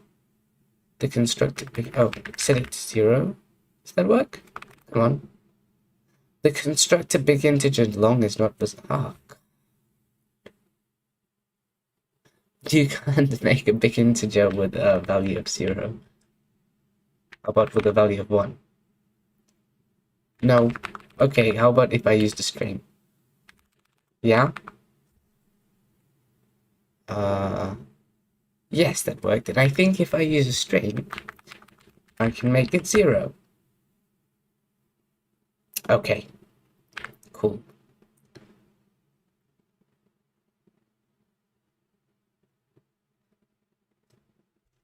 So, let's loop. Does Java have operator overloading? Well, let's loop anyway. For int, what is our, what are we going to call this? Let's call it n. We'll start n at 1, while n is, so we'll stop n, 10, because this is just a test. And we can increment n every iteration of the loop. So we'll add sum to n the squared, n times n. No, wait, maybe I should use the square operator. I think that's the thing. Oh, it says the operator, well, oh my god. It says the operator plus is assigned to is undefined for the argument types big integer. Well, that's silly, I think, because Java should have, I'm almost certain Java has operator overloading. They should have just implemented that. Maybe Java doesn't? Oh, wait, do I have to add another big integer to the oh. I think it might want me to add something like this, because it just wants to add big integers together. Although, really, you should be able to add... Does it work now? No, it doesn't work either. Okay. How am I gonna do this? Sum1 dot add n squared. There we go. And that's not a way. I'll just type n. That's the same as n squared. Next, add. You can't add a long? What?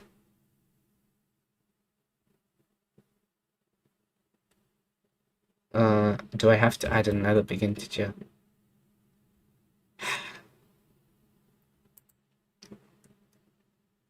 One second. Does it even work like this? No. Do I have to convert this to a string?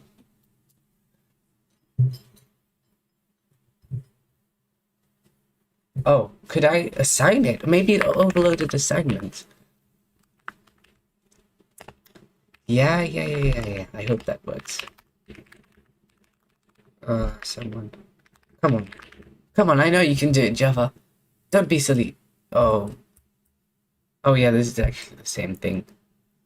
I mean, they didn't overload plus. I guess if you can't use plus as assigned to you, there's no way you're going to use plus anyway, so. Because they're practically the same thing. So, That's unfortunate.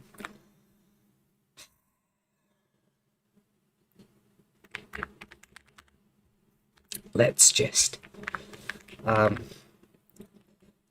try the other way. It's pretty silly to convert it to a string. Just for this. I'm gonna take a look at the documentation, the Java documentation. Let's see what the Java guys have to say about this. Java begin documentation.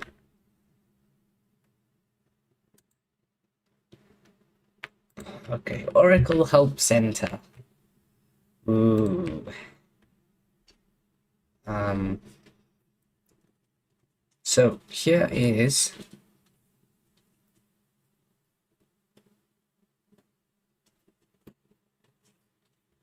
the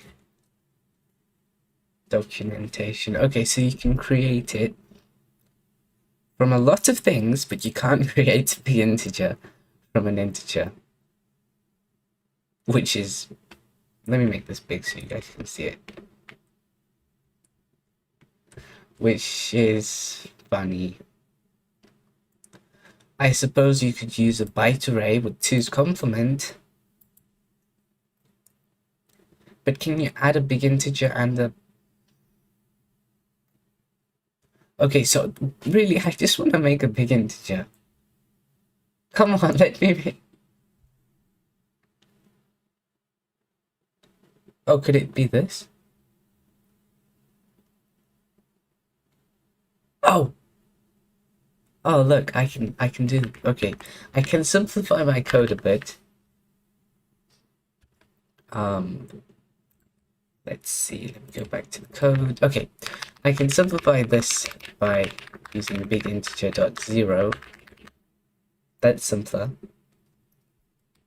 But I'm gonna have to add big integer like this. I'm gonna have to say n times n. Oh, I'm gonna have to make n itself a big integer. I wish I had gotten JavaScript or Python now. I thought this would be easier with Java. Big integer n, and it's gonna get so crowded, the screen is gonna get bloated. So we'll make a new big integer dot, oh, that's a constant, isn't it? A static constant. Oh wait, this should be new. Oh, that's wrong anyway. I'll just take that out. One big integer one. Jesus, Java is stressing me out. N dot. Can I somehow increment add one? I've never made a full loop like this before. Can I do comparisons on it? N dot less than. Let's look at the documentation. What does the Oracle have to say about this? I'm not a fan of Java, but maybe there's a good way to use it. I don't know.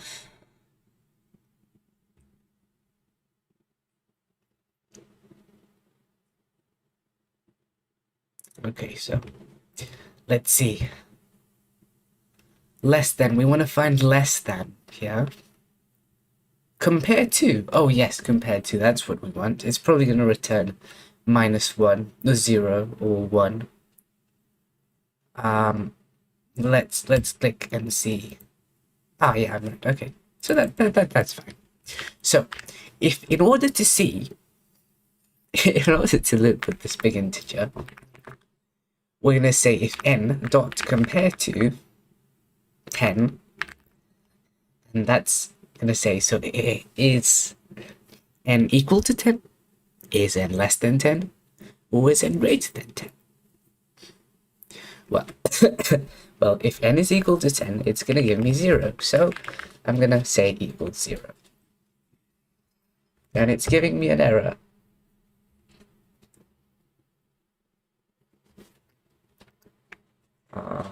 Compared to is giving me an error. It is not applicable. Oh my god, do I have to make a new big integer? It's gonna be so. Wait, I'm sure there's a way to do this. Let's take a look at all the functions here. There has got to be. I'm gonna read every single one. Every single big integer method. Int value? Oh no. Int value exact is probably prime. Long value? Maybe there would be from value. Value of? Aha, yes! Okay, for some reason, they didn't put it in the constructor, and instead it's just a static method. So, I'm gonna go for value of. Yeah, I'm gonna use value of. Where is it? N.compare to big integer. I suppose it's shorter if they make it a static method because you don't have to say new. Or is it shorter? I don't know. N.add, and then I'm gonna go big integer dot value of 1. Jesus, who would have ever thought if you just want to make numbers bigger, it's so much extra code. But it's definitely easier than writing this code in C, so I should be glad about that. Oh no, I'm not sharing the code. Sorry. That was my mistake. So I updated the for loop to include the correct big integer notation. Now, I want to add to the sum the square of n. Okay, so the way we can square n is just by saying n dot multiply by n, and that's the easiest big integer operation we have so far. Okay.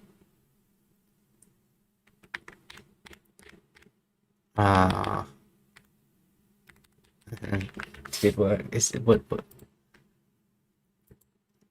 Do we? You know, if the numbers were actually the right size, because I didn't test it. I didn't check to see if the numbers were. I didn't check to see if I would actually need big integer. It would be really a shame if I used it when I don't have to.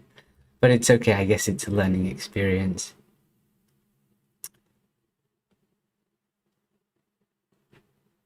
Okay. Well, let's bring up the problem again.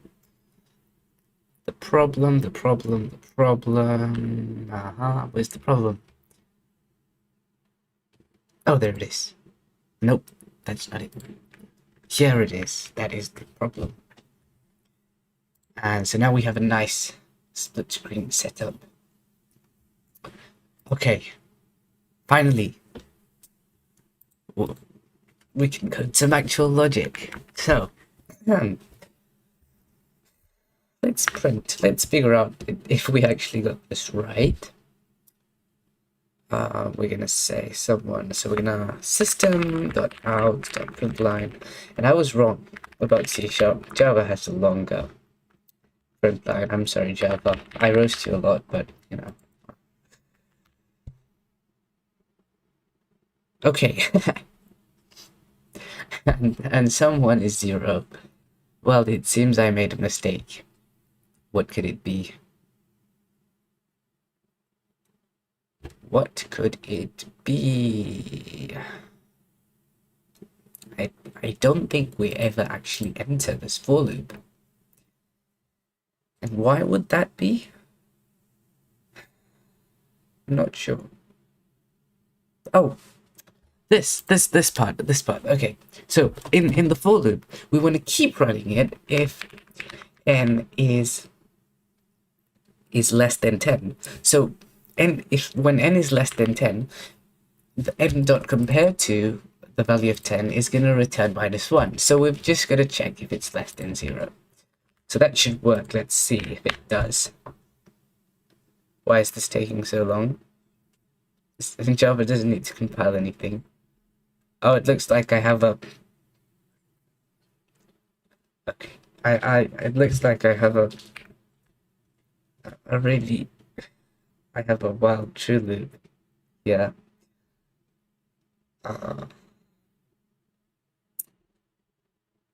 You know what, guys? It's been a while. I'm gonna take a break. I'll be back in 5 minutes or so, probably less than 5 minutes. So yeah, see you in 5 minutes. I'm gonna put some cool music on while you wait.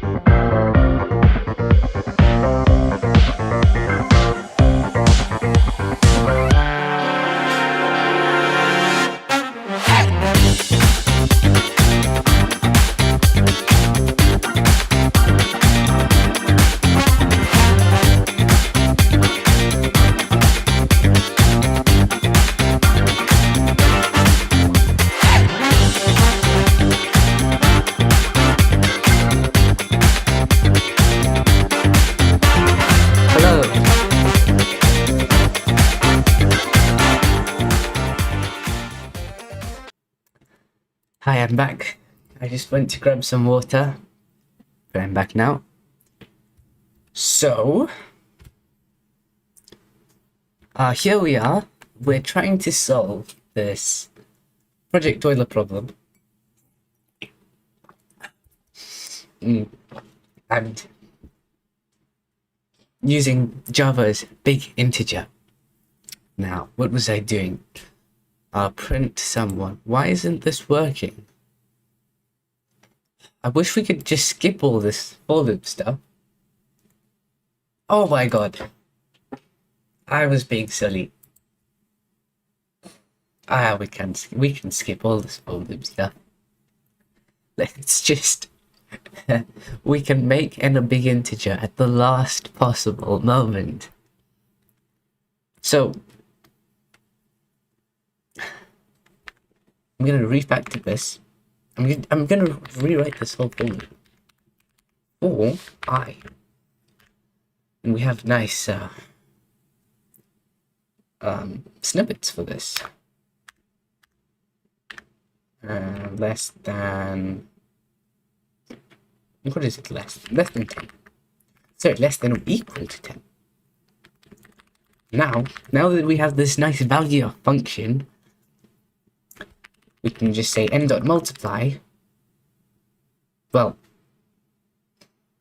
let's say a big int, and n big is gonna be n big, funny name, embigment. Okay, so n big is going to be, we're gonna make a big integer from n, big integer dot value of n. So we're gonna say n big dot multiply by n big. And why is this giving us an error, I wonder? Big int cannot be resolved to a type. Oh, it's big integer.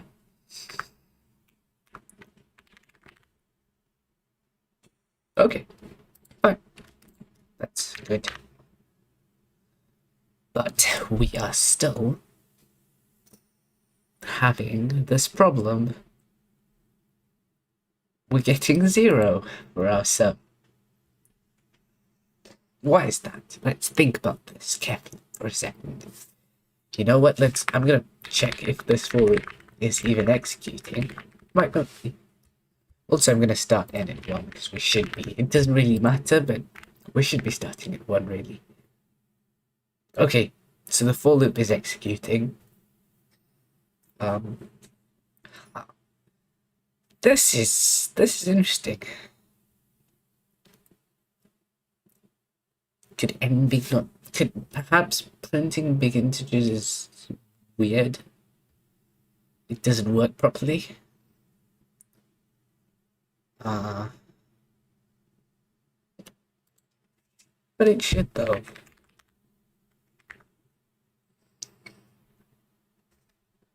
Let's see. Someone. Let's print n big to make sure that we've properly converted n to a big integer. We have. So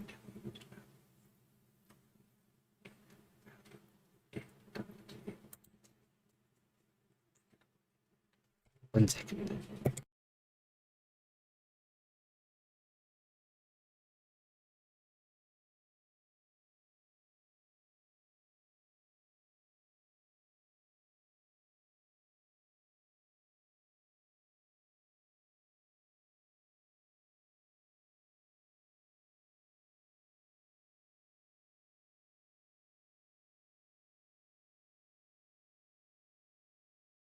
Oh, I'm back. Okay. So, what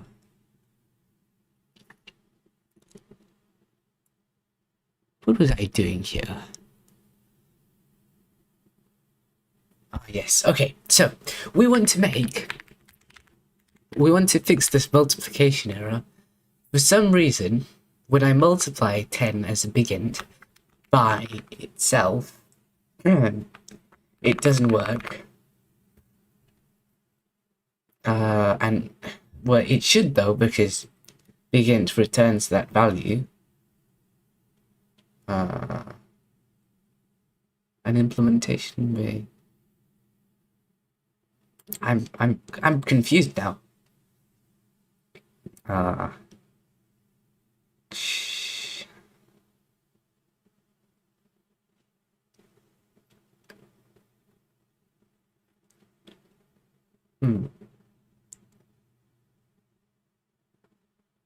Maybe oh, I know what's happening. Add does actually modify someone. So we have to set someone to someone.add, and that should give us the correct result, which is 385. And that worked. Okay, but it took a while. More longer than expected, but it works. And we learned something.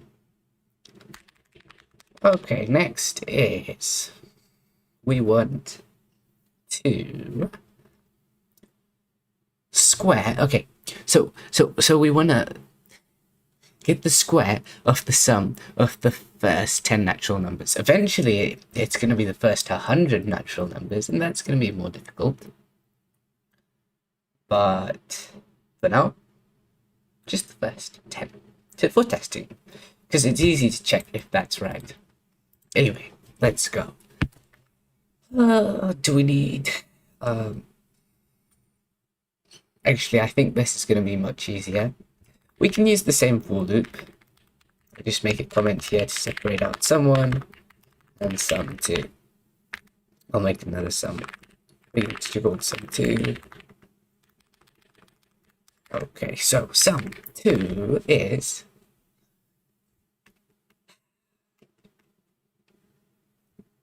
there's something. Okay, there we go. So sum2, I just want to add end to sum2. So I'm gonna say sum2, set it to sum2 to add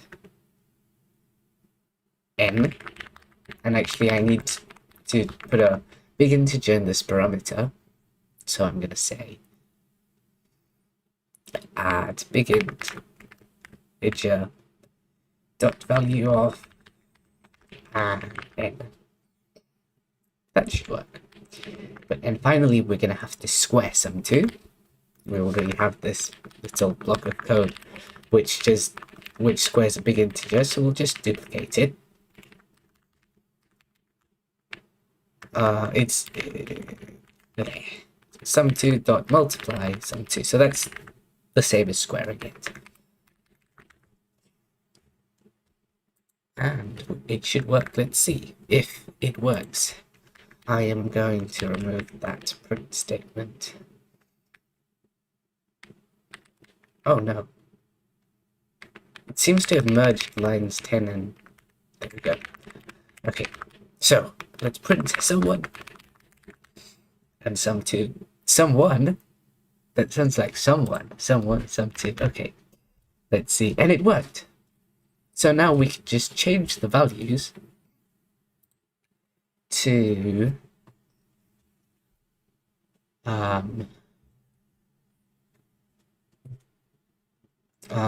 we can change the values to 100. 1 second.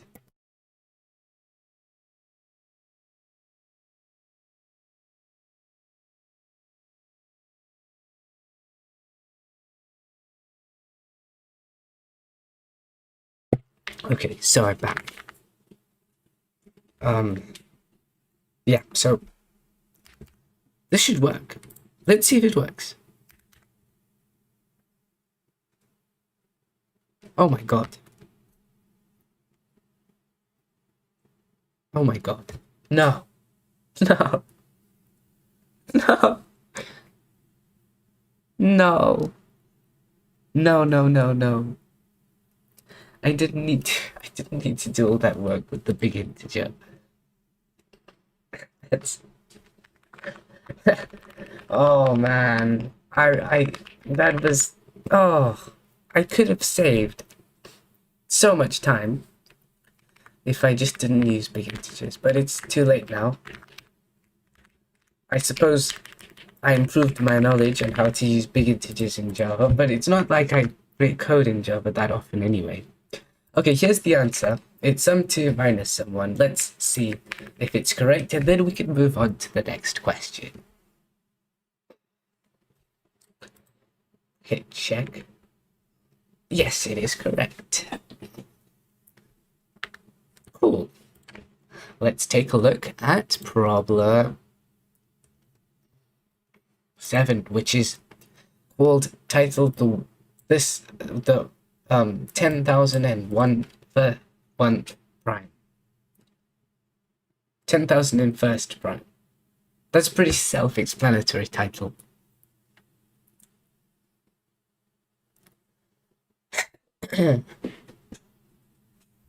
So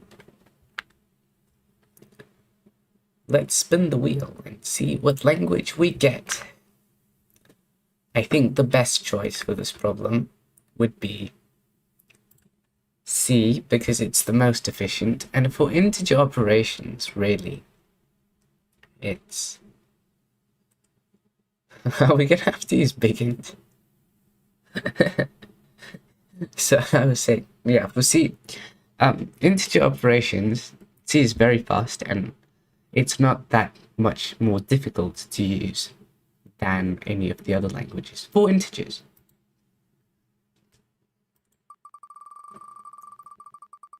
Okay. We're gonna get. Oh, is it sealed? Oh, we get Java again. Okay. Java. Um.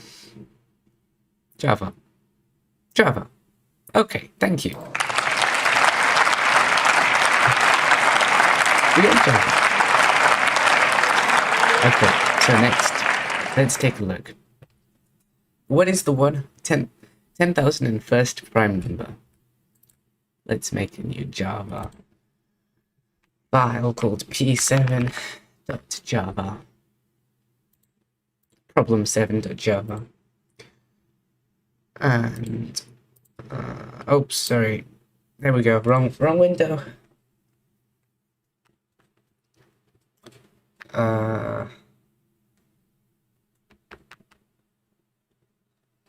Well, I think if we just looped from all the numbers from 1, well, we could just loop through all the odd numbers from 1 to that big number, 10,001.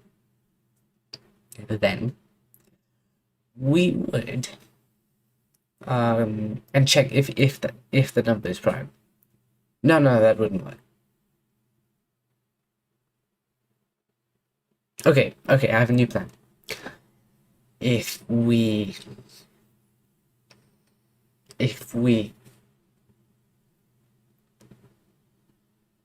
just looped until we find 10,001 prime numbers, then we will find the 10,001st prime number. Okay, I'm not sure I explained that well, but it should become clearer when I code it. So, I'm going to copy this boilerplate code. Java. Okay, here we go.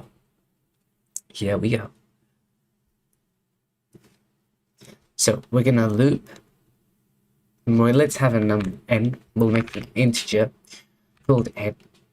And we'll set it to 0. No, let's set it to start. Let's start with n is 2, because that's the first prime number. Okay, and while we haven't found 10,001 prime numbers,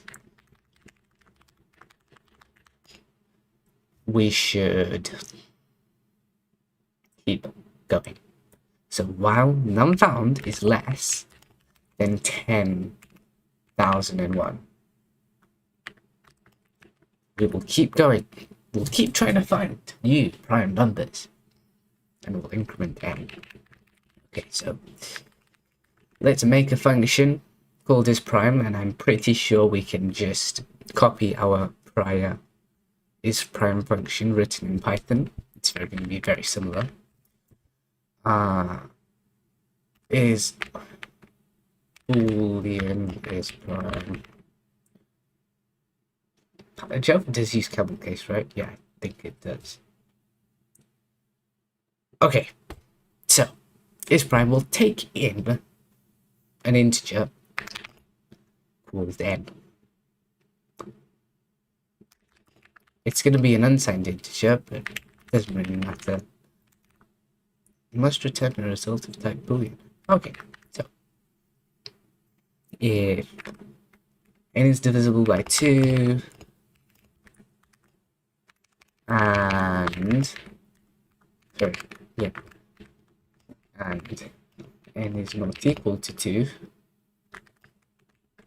then we want to say it's not prime, so we'll return false. You know, it just occurred to me, we haven't gotten any C questions yet. C doesn't have booleans. You have to have a library for booleans.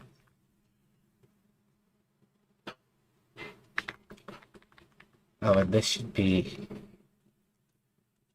Oh yeah, static. I should make the static, because we're never actually making an instance of problem 7, so static boolean. I'm quite sure that methods are private by default. Are they? You know what? It doesn't hurt to be explicit, so I'll make it private. Okay, so next, we're gonna loop through all the possible factors. I've already done this, so I'm gonna loop through all the possible factors, thus there are pairs of factors, and the factor in these factor pairs, the smallest factor is never going to be greater than the square root of the number. And I talked about that previously. Okay, so while n is less than maths, I want to take the ceiling of this. So I'm going to import the maths library. How do you do that? How did I do it previously? Okay, import java.maths dot rounding mode. Okay, now I'm actually not sure how to floor something in Java. Let me Google it. Java ceiling of load.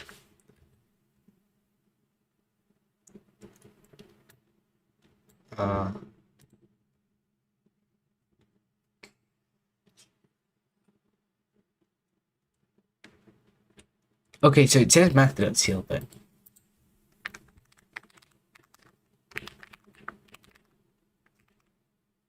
oh, does it work?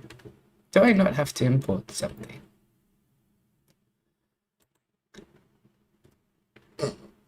Oh, I guess not. Okay, fair enough. Fair enough.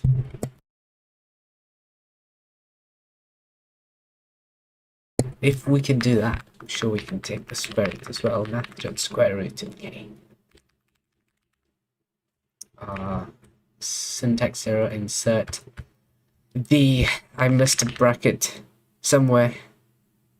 I don't know where. Luckily I have bracket pair colorizer. This video is not sponsored. Okay, so that worked. I just needed to complete the loop. Cool. So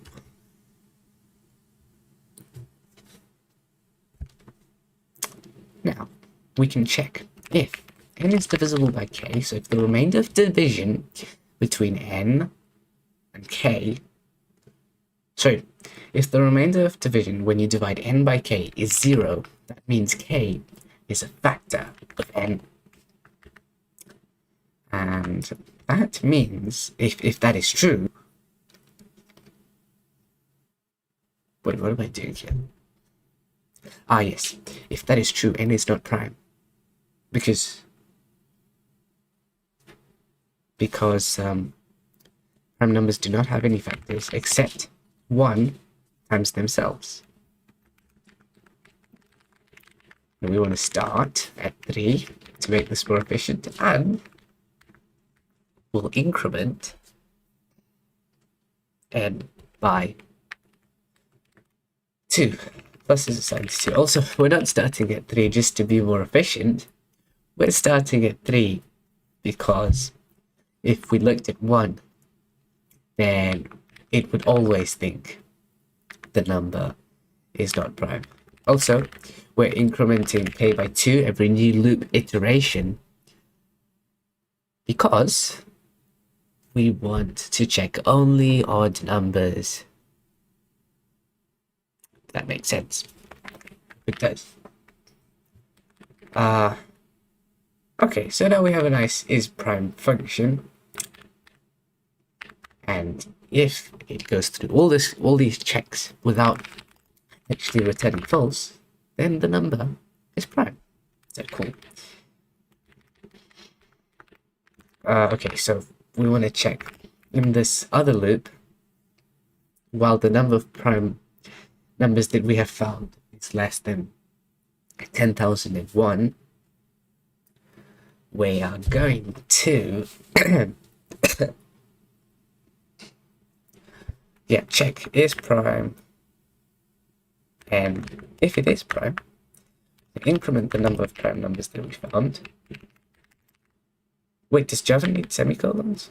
Oh, yeah, it does, okay. And we are going to also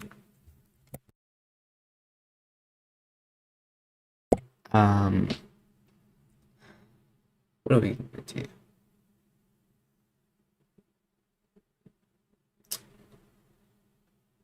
I suppose we could print it. Let's print it to see if our function is working. So system.out.print live, and we're going to print n, and then we'll increment n.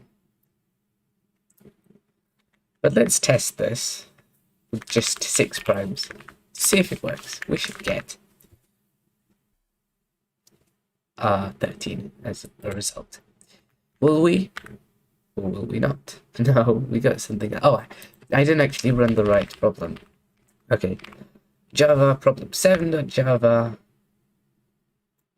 And we got 11. Well, that's because I used less than. I instead need to use less than or equals to. Because we do want to find 6 primes. Not 5 primes, 6. Perfect. So that worked. And now, let's change this. The last prime that we're going to find is going to be the 10,001st number. We should get the result. We run this here, and we got 20,003. Let's see if it is correct. Hit check. It is not correct. It is not correct. Okay, let's go back to 6. Maybe I made a mistake somewhere.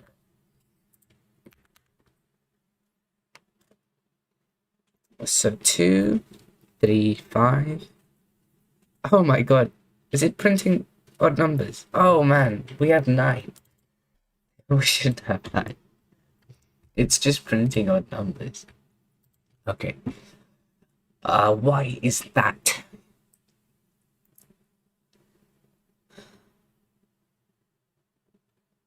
Okay, I'm not sure actually. I think that this statement is never executing and only this is happening. Okay, so...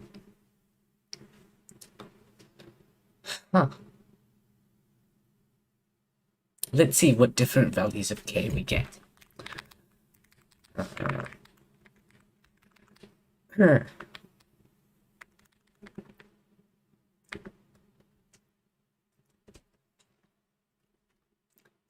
Let's print k.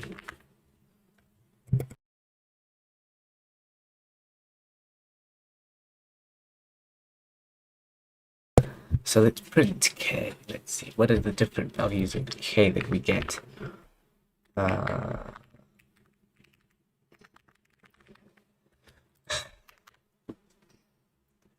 We get... Oh no, this never actually executed. That's just odd. Oh, take a look at where we're stopping. We should be taking the square root of n, not k. It's easy to get confused with these one-letter variable names. Maybe I should stop using them. But let's see if it works now. So we get 2, 3, 5, 7. Oh no, we got the same thing.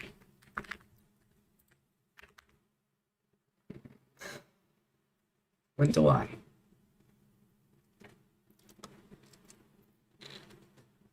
I wonder why.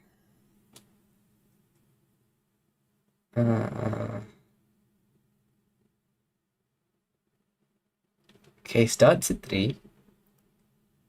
K stops there. We increment K with 2. So I'm not sure why it wouldn't work. Let's get back that print, that debug statement.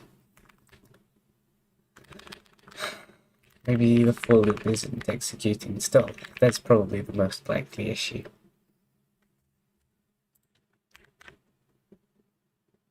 It's it is. It is. Let's make this print stand out. It is being executed when k is 3.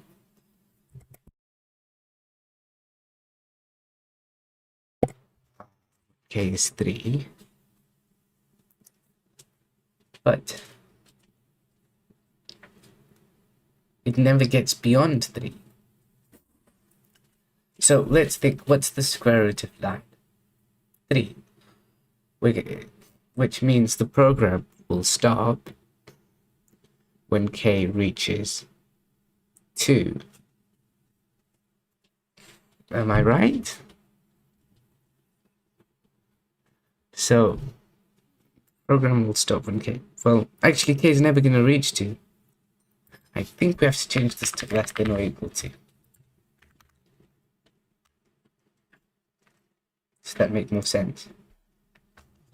2, 3, 5, 7, 11.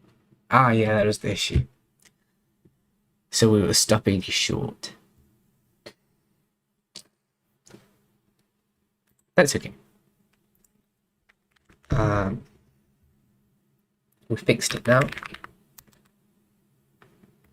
And I think that may have been an issue in a previous problem too. I should stop later. But it's okay. I'll fix it later. Okay. So here, while num bound is less than 6, that should be less than. Alright, so that worked. It should also work for 10,001. And we should get the right answer.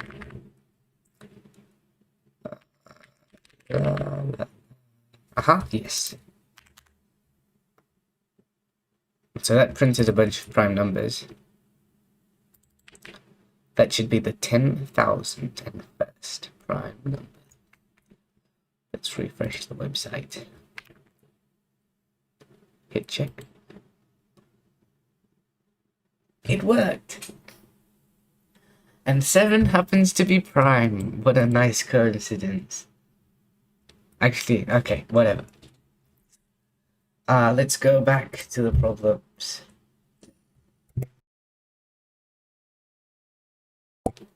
And we can solve. Next problem is problem 8. Largest product in a series. Okay, interesting problem. Let's read it.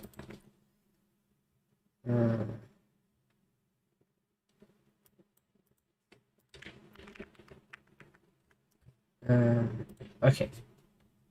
So, the 4 adjacent digits in the 1,000 digit number that have the greatest product are these. And they have that product. Find 13 adjacent digits that have the greatest product. Well, I'm curious. Let's find this. Can these 13 adjacent digits overlap? I assume they can. Because this is a 1,000-digit number. Okay, so here's the numbers that have the greatest product. And so we want to find 13 adjacent digits that have the greatest product. Well, this shouldn't be too hard. It would be a bit harder if we use C, because strings in C are a bit annoying. But it'll still be okay. It'll be manageable. I think this question is easier than the last one. So let's spin the wheel. Then I'll show you how I'm gonna attempt this problem.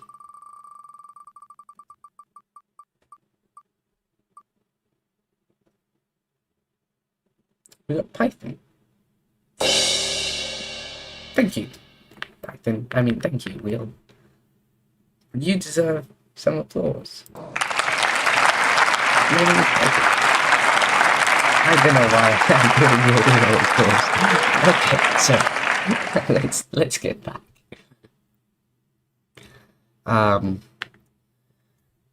Let's get back to the code, and I'm going to show you how this is going to work. So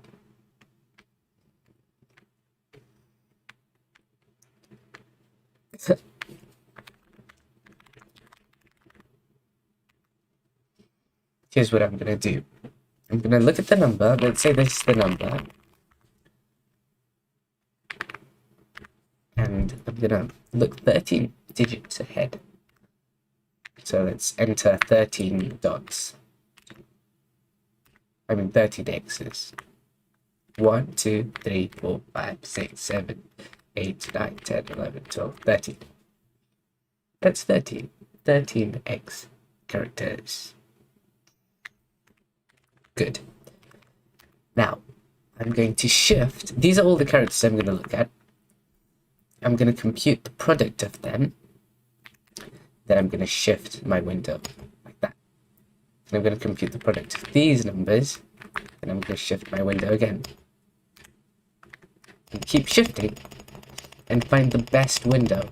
The window which has the greatest product. Now there is a more efficient way of doing this,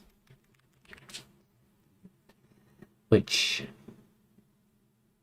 avoids recalculating the product, and that is if I divided instead. Sorry, to go to the next window, I would divide by 2 and multiply to get rid of the 2 from the product, and multiply the product by the next number, which would be 7, and that shifts the window. Then I have to worry about zeros. So there's no point really, because this is going to run extremely quickly anyway. So that I'm just going to go and code this approach where I just keep shifting the window and calculating the product and finding the best product. Let's go.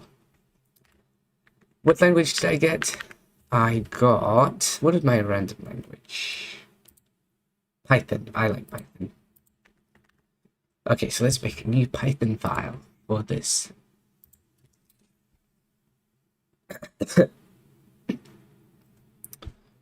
I'm going to call it problem 8.py. Oh, I forgot to update my text actually for the previous problem. Anyway, problem 8.py. Yes, that is the one. Let's copy and paste this absolutely astronomically huge. No, it's more than that. It's extremely big. Whatever the word, ginormous. It's bigger than that. This very big number, this 1,000 digit number. I'm copying it in, and let's see if I can somehow. Okay, did I copy it? It's all on the same line, right? Yeah, it is. But we've got a bunch of spaces here. So I think. Yeah, we've got spaces. All right, let's get rid of those spaces.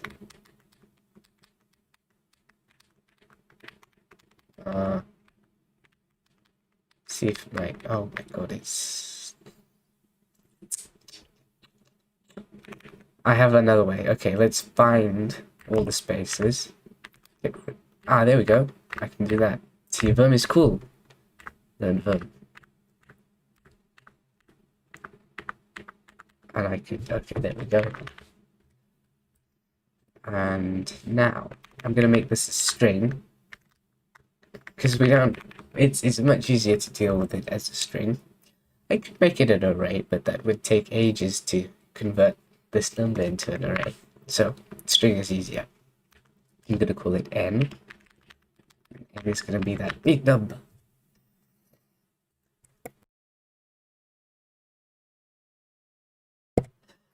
and 13 adjacent digits. Okay, so. What am I doing? Ah, yes. Okay, let's loop. And then I can take a slice in Python. So for index range length of this.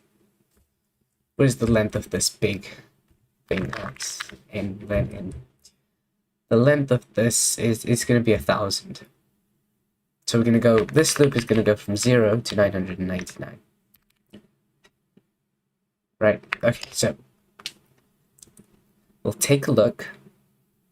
But now let's just print the num of I until, and we can use this nice Python array syntax, I plus 13. I think I called it n maybe. Okay, let's see if that worked.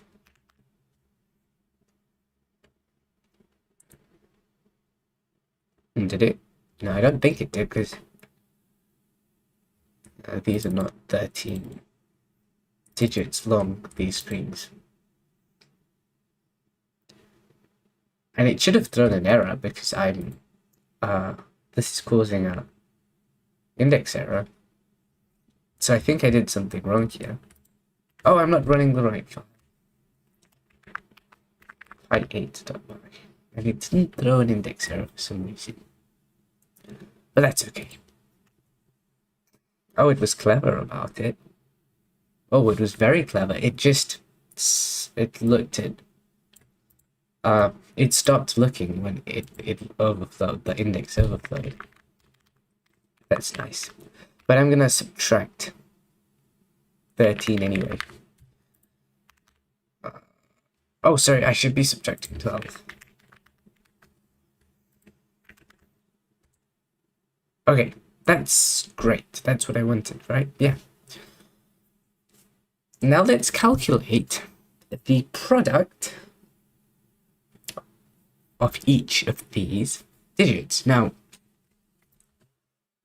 the way we can do this, let's have a variable called product. Sorry, best product. Best product. The best product you can buy is a mechanical keyboard. And we'll set it to 0 to start. And you know what, let's test this with 4 digits. Simpler. It's always good to test it with a simpler case. Okay. So, what was I saying?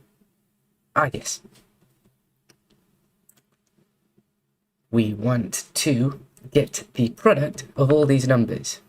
The way we can do that, now I find it odd, because Python has a sum function. It sums an array. It does not have a product function. Because the creator of Python said something like, it would pollute the global namespace. So you couldn't make a variable called product, but I don't know. If you have sum, I think you should have product. If only I had created Python. Okay, anyway. What do I... Oh yes, so let's convert this slice into an integer. We can do it by casting it to an integer. No, I don't want to do that. I want to cast each digit to an integer. So I'm going to make a variable called substring. And I'm going to change that to this. Okay, so that's cool. So that'll work. Substring. And the substring is, I'm going to loop over the substring. For each character in the substring, I'm going to cast that character to an integer by saying int c. I'm going to add it. I'm going to add it to the current product. Start the product at 1. So I'm not going to add it. I'm going to multiply the product by c int, which is the current character. So I'm going to multiply the product by each character.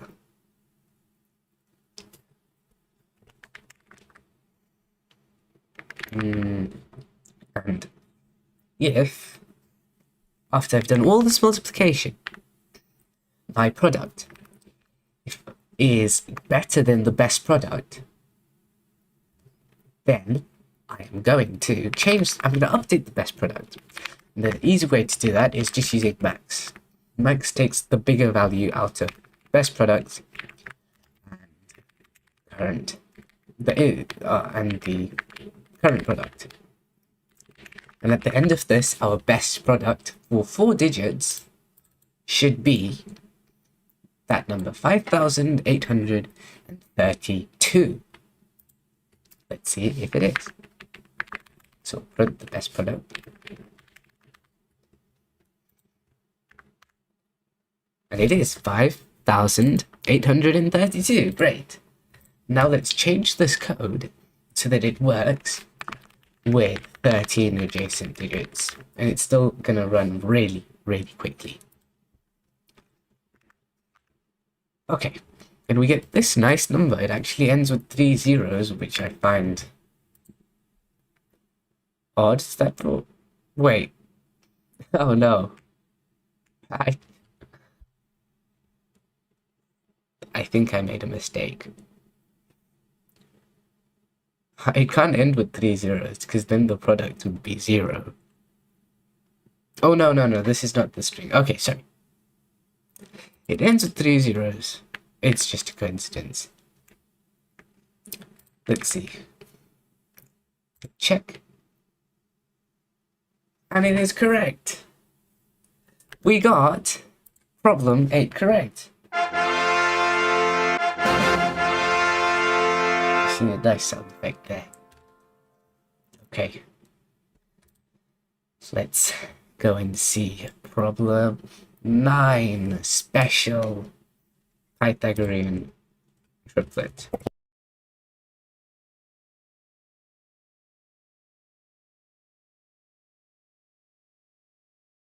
So special Pythagorean triplet.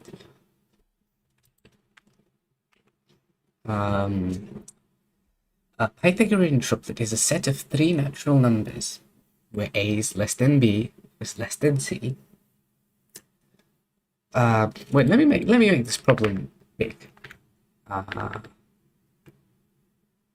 do I go back to... here we go. Okay.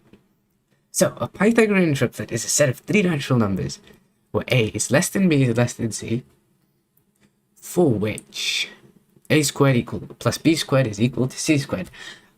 This is something I'm sure a lot of us have learned in school, what a Pythagorean triplet is, because it is used to find the lengths of a hypotenuse in a triangle. For example, a and b are the 2 smaller sides, then c is going to be the hypotenuse.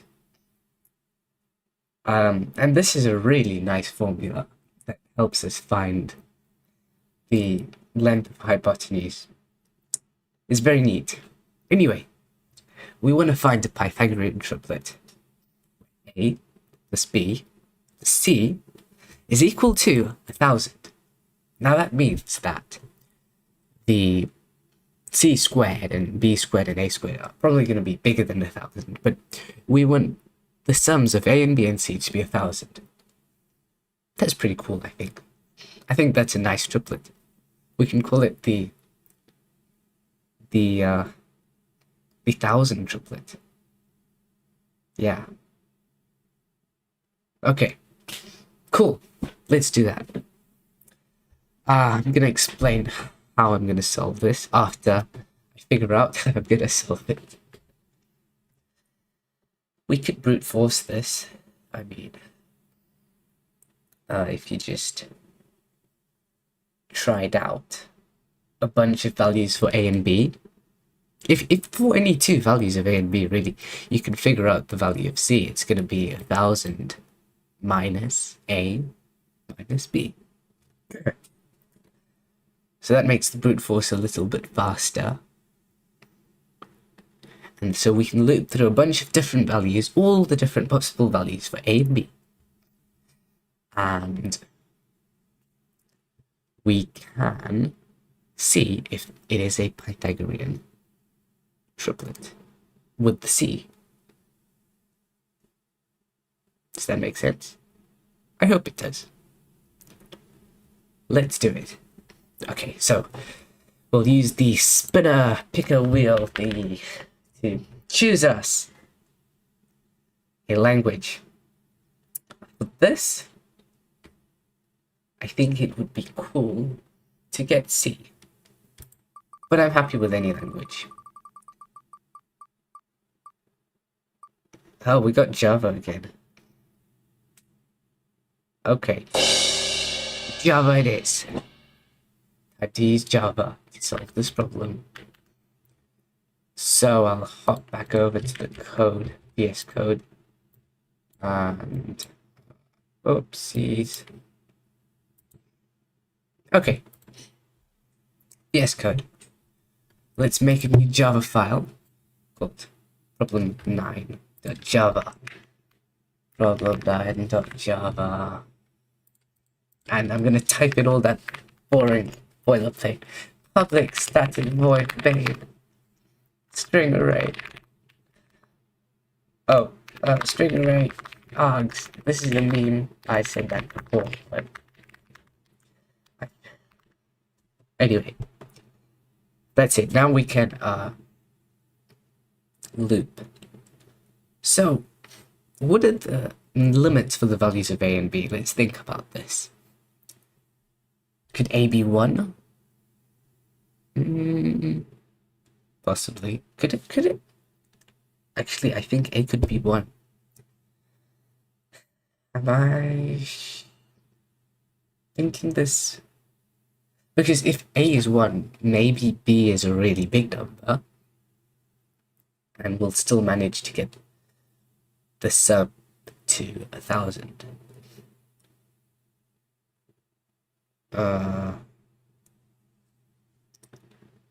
So, what about the upper limit?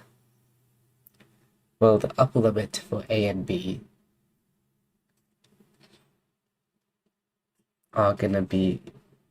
is gonna be 998.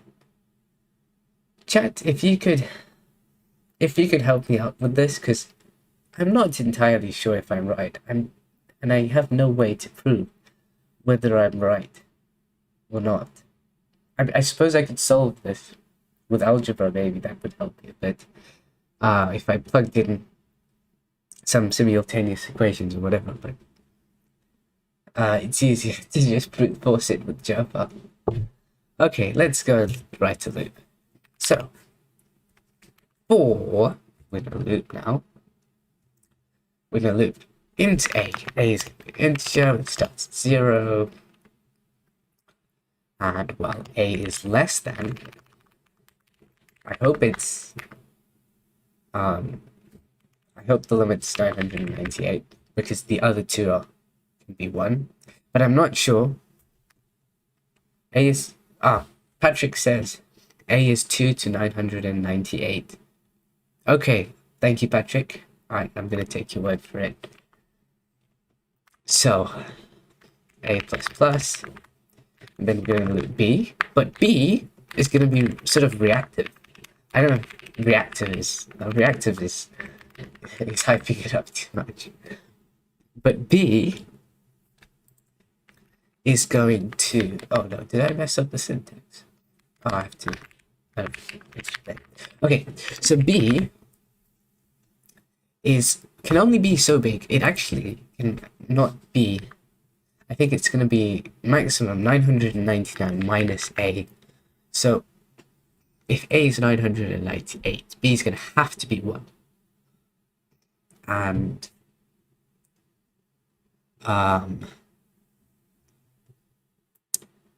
Patrick Volban says actually a is 1 to 990. Oh, sorry, I thought you said that before. Well, it's okay, it's a happy accident. Anyway, what was I doing here? It's 999 minus 8. So this is how b is reactive to a. And c is going to be very, very reactive. Because c, there is only one possible value for c for each value of a and b. and it's going to be, what is it going to be? 1000 minus A, minus A minus B. And it says I haven't used C, that's okay, I'll use it later. So let me just make sure this is right. Oh no, the loop is wrong. Is it? Oh, actually, I think the loop is right. If A is, let's say, 10, yeah, B could only be so big. I'm pretty sure that loop is correct.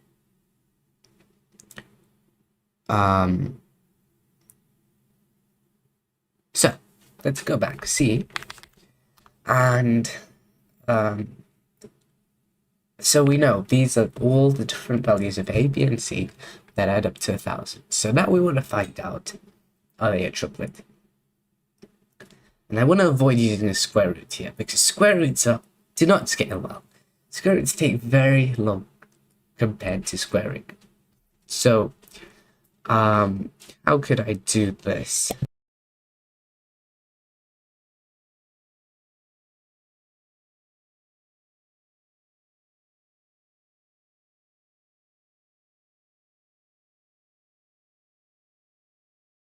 How could I do this?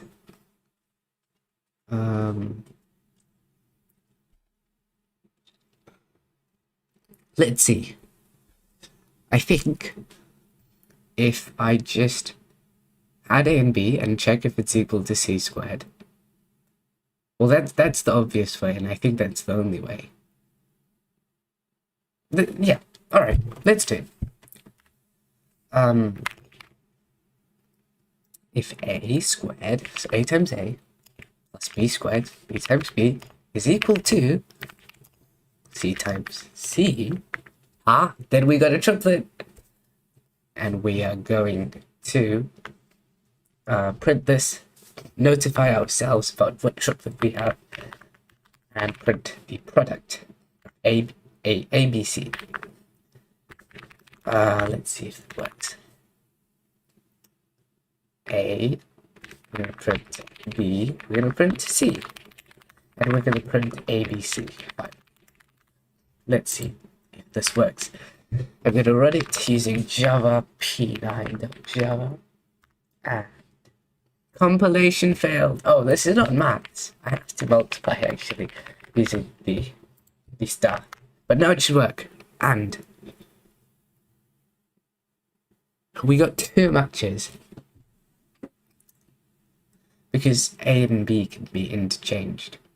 I didn't think about that actually. If A equals B, it doesn't matter. We got an answer. It's 375 squared plus 200 squared is equal to 425 squared. There is a right angle triangle out there that exists in the real world, probably, with these side lengths. They sum to 1000. That's cool, right?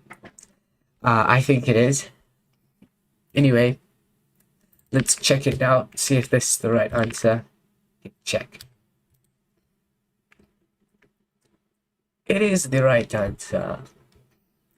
It still has a difficulty rating of 5%.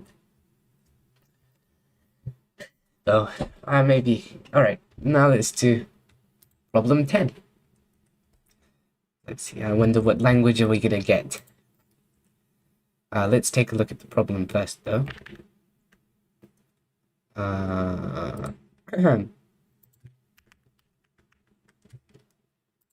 So, summation. Summation? Is that a word? I didn't know that was a word. Okay. Summation of primes. Find the sum of all the primes below 2 billion. Okay. I think that's not going to be too difficult. And I think actually I could use any language, although Python is probably the nicest to work with here. Let's go and spin the wheel. Oh wait, I forgot to update the text. Project Euler, problem 10 now. Okay, here we go. We got C#. which is also a nice choice. I'm happy with that. Okay, so C#, huh? Let's make a new C# file. We've got to comment out the other one. Gonna make a new C# file. Problem 10.C#. Hopefully you guys can see that now. Can you? Yeah, I think you can. Okay.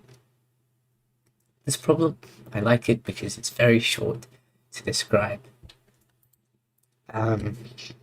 Anyway, let's just test this out. Console.write line chat, and we'll test it using .NET run problem 10. Oh no, that's not what I meant to do. Problem 10.C#. And it says, hey chat, hello. Okay.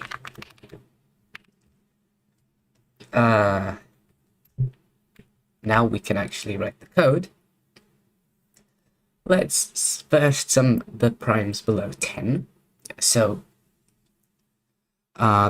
we can do that by just looping from 1 to 10, finding out which of these numbers are prime, and summing them. And if I wanted to be really efficient here, I could use a sieve of Aristoteles. I think that's what it's called. Sieve of Aristoteles. Yeah, but there's no need because we're just looking at primes under 2 million, so it's still going to be fast enough. So I'm just going to use the crude algorithm with the square rooting that we wrote before. Let's see. Find the sum of all the primes below 2 million. Okay. So let's loop n. So integer n is assigned to 0. Well, n is less than or equal to. No, less than 10. It says below, specifically below 10.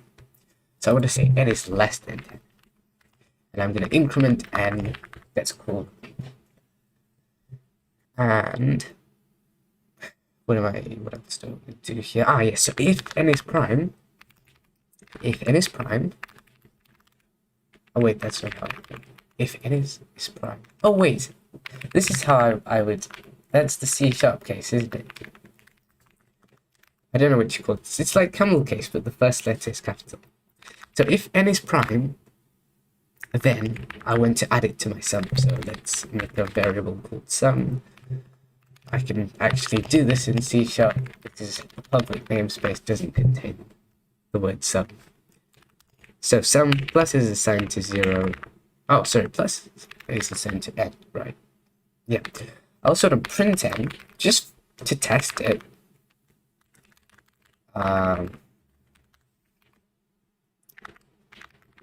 See if my isPrime function is working properly.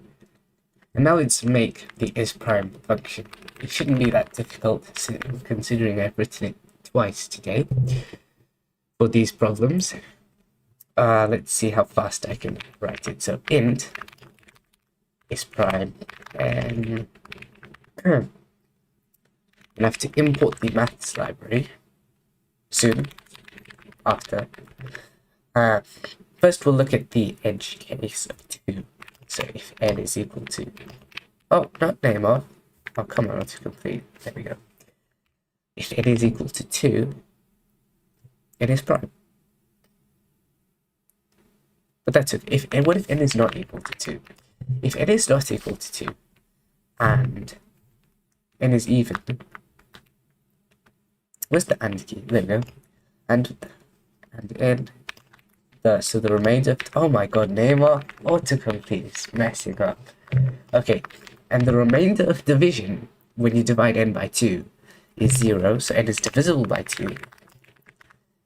Then will return false, so n is not prime. This means that we can ignore all the even numbers except 2. Also, it's giving me a lot of syntax errors. I wonder why. Not all code paths return a value. Identifier expected? Oh, what's happening here? Huh. I'm very... Okay, so if that...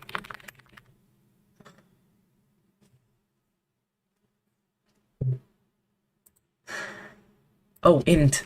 I've been using Python and JavaScript too much. Okay, here we go. And I'm actually going to return a boolean, not an integer. I guess I've been streaming for a while. I'm making some mistakes here. It's been 3.5 hours. Anyway. Let's see. Now I want to code the meaty part of this isPrime function, which is this for loop. So I'm going to loop through a bunch of potential factors, see if they match. If none of them do, we're going to reach this return true without returning false, and then n is prime. So let's go for factor k.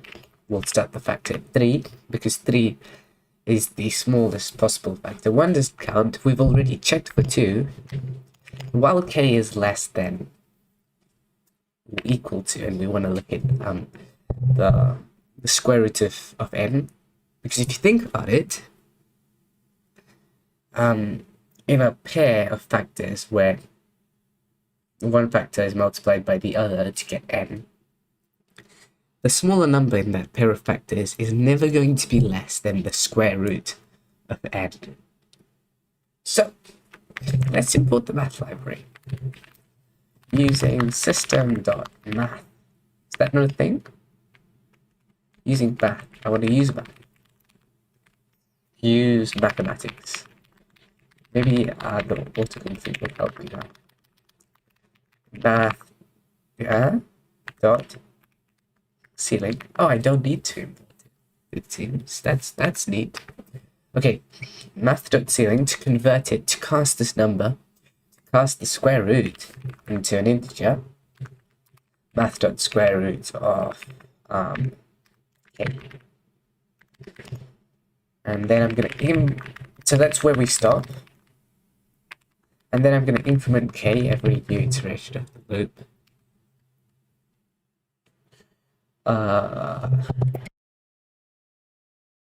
Let's see. That seems right. Ah, yes. So, if k is a factor, of n, which means if n is perfectly divisible by k with zero remainder, that means, unfortunately, n is not prime, and we're gonna have to return false. Otherwise, we'll return true. If you go through all of this without returning false, we're gonna return true. Okay, that's cool. Let's see if this worked for numbers under 10. Oh no, it looks like I got 1, 2, 3, 5, 7, 9. Okay, well 1 is not prime. Also 9 is not prime, so there's a mistake in our function here. Let's see. Okay. Oh no, I'm supposed to be looking at only odd numbers here. So I'm going to increment k by 2 time. Is that going to help us? Is that going to help? Yeah. It's still wrong, but it was a mistake anyway. Let's see what the real mistake is. It seems that we've ignored all the even numbers. Well, let's see. Oh no, I square rooted k again. I made this mistake before. And I also want... Do I want to ignore 1? Ah, yeah, I want to ignore 1. Let's see if this works, now that I've actually square rooted n, not k.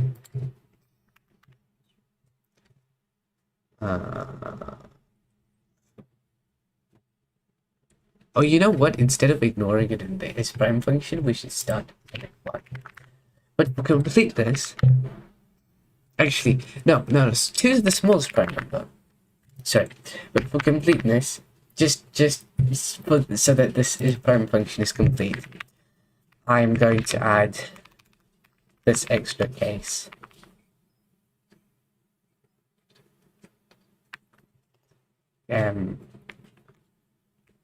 Or n.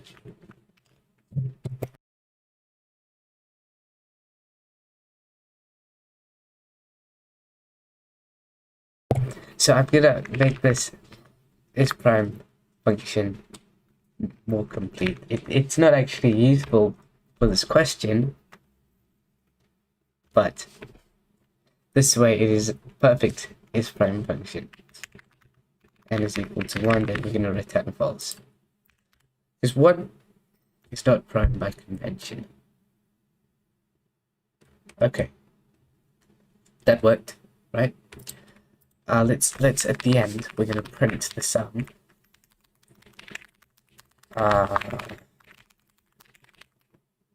Let's see if that works. 17. Yes. Yes, indeed. Okay, let's change this 10 to 2 billion. 1, 2, 3. 1, 2, 3. That's 6 zeros. 2 million has 6 zeros, yes. Oh.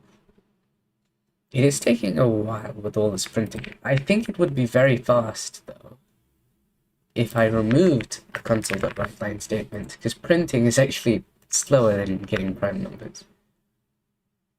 There we go, much faster, as you can see. And it is this big number. I hope it did the overflow. If it... I'll check it, it's probably right, though. Oh man, it possibly overflowed. Let's look at the C# integer maximum. 32-bit sided integer.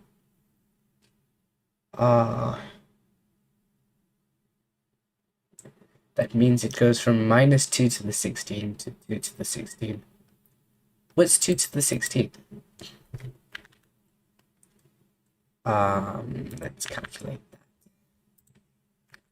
2 to the power of 16. Wait, is that the range of C# integers? No, I'm getting confused. Actually, it's going to be 2 to the 31, I think, because of 2's complement. So let's see. 2 to the 31, I'm curious. What is it? It's probably going to be around... Yeah. Let's make sum log. Go back to the code. Where was I? Here. Okay. Instead of int, I'm going to use a log. Can I make an unsigned log? That's even better. Operator plus set is ambitious. Okay, well, I want to cast n, I guess. An unsigned log. That should work. Let's see if we get a different answer. Oh, we did. Okay, so it was overflow.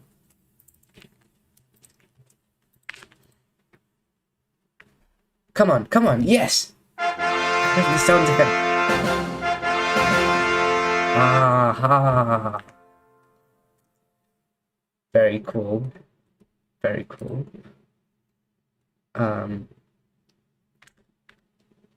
Let's go back. Oh, where was I? Oh no, my Windows got messed up. Okay, it's working now. That's good. Let's take a look at problem. Which problem? Problem 11. It's a bit bigger. See if I finally remember to update the number. Wheel. Okay, there's the wheel. So before we spin the wheel, let's take a look at problem 11, which is largest product in a grid. Okay, so we have a 20 by 20 grid. This is a very big grid, and I hope we don't have to represent it in code because that would be annoying. 4 numbers along a diagonal line have been marked in red. Okay, these 4 numbers: 26, 62, 63, 78, and 14. Okay. The product of these numbers is 26 times, yeah, it's that. It's this big number. It's this big product.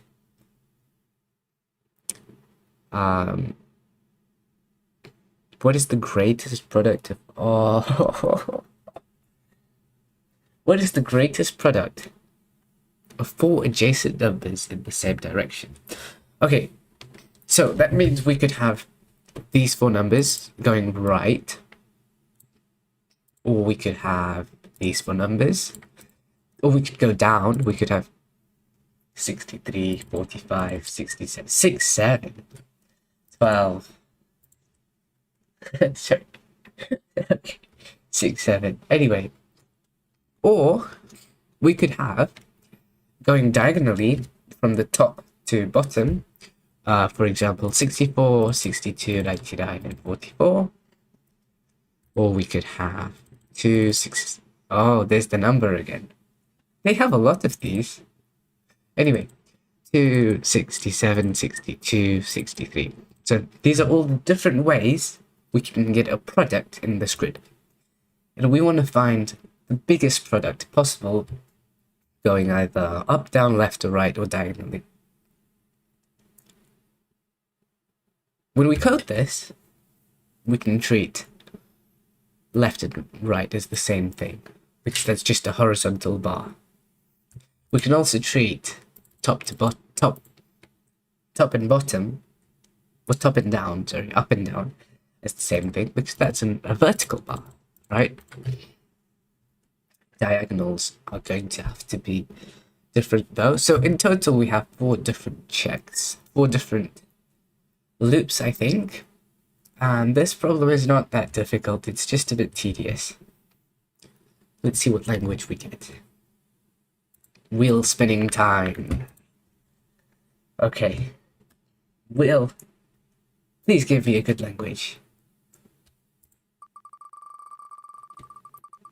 And it is Python. Nope, not Python. It's Java.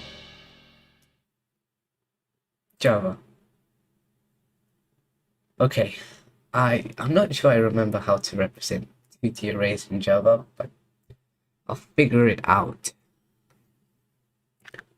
Let's go and copy this monstrosity. This 20 by 20 grid of 2-digit numbers. Well, sometimes 1 or 2-digit numbers. We'll copy it into VS Code.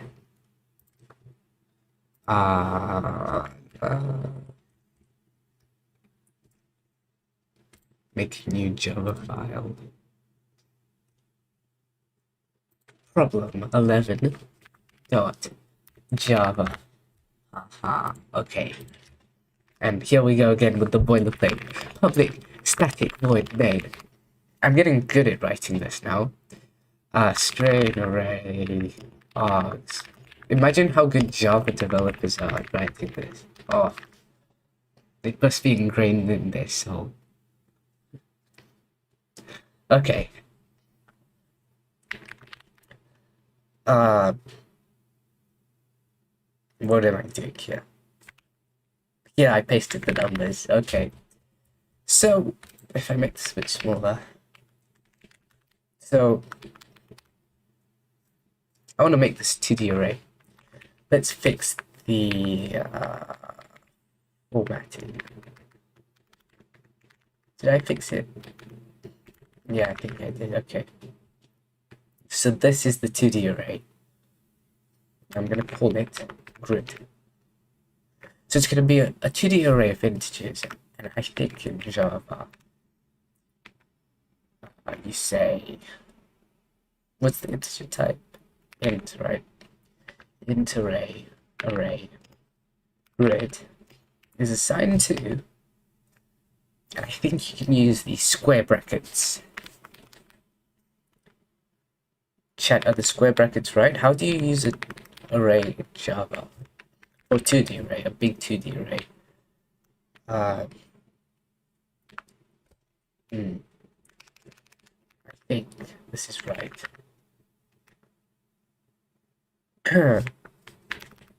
Let's see. Oh, this is gonna, let's use that there. Then I'll add some commas.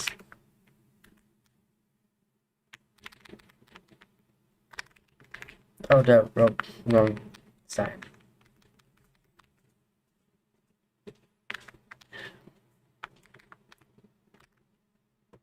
Okay, there we go. And now I'll just add a bunch of commas.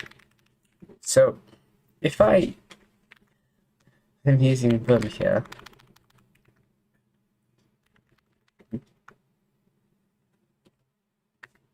Oh no. Okay, I can just use dot to repeat the last thing. This is why I love them. We have some very cool features. Oh no. I messed it up. Okay, maybe it's just understanding what else there too. I could make a macro of this, but it's okay. It's just a bunch of commas. And now we had a comma at the end, so Control Q, append the comma. Oh, this is so hard to look at. Okay. Now, we have a trailing comma, but we also want to add an extra close bracket. Come on, work, change, error, go away. Oh no, I think I need to use curly brackets. Okay, let's Google this because I'm not sure. Java. Oh wait, I have an idea. I think if I said new, this in like C#, it works like this, and then you use these squirrely brackets. Is this right? I'm just gonna Google it. Unless anyone in the chat could help me. Okay, here we go. It's big now. Time to Google Java 2D array, angular array. Here it is. Stack Overflow. Thank you. Oh no, this is wrong. I'm gonna. We want 2D rectangular initialization. Ah yes, this is it. Doesn't Java doesn't have a array? What?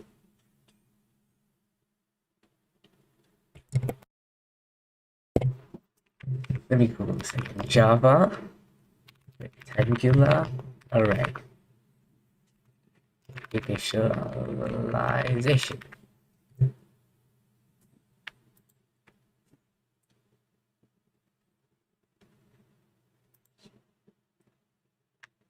You know what? I think it could be this. This is the one. Okay, so Java does have array literals, or whatever you call them.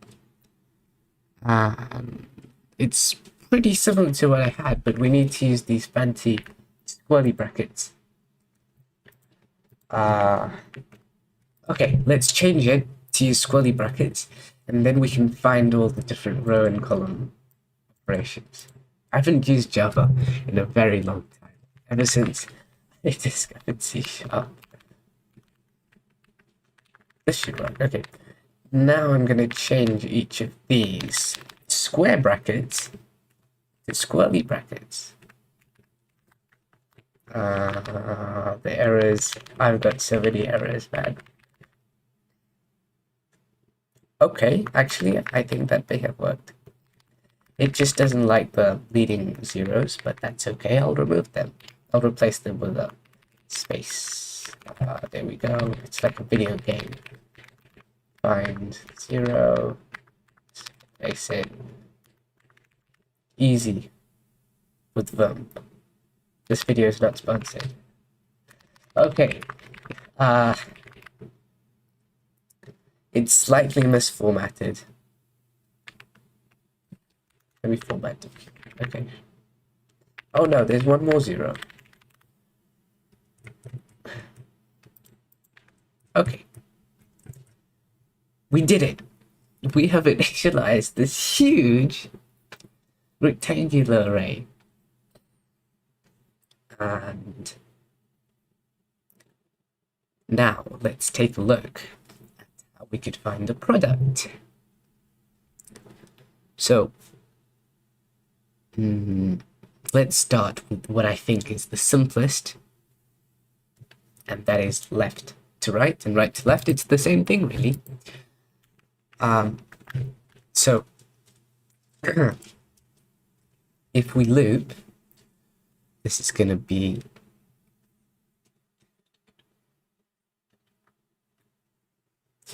one. This is going to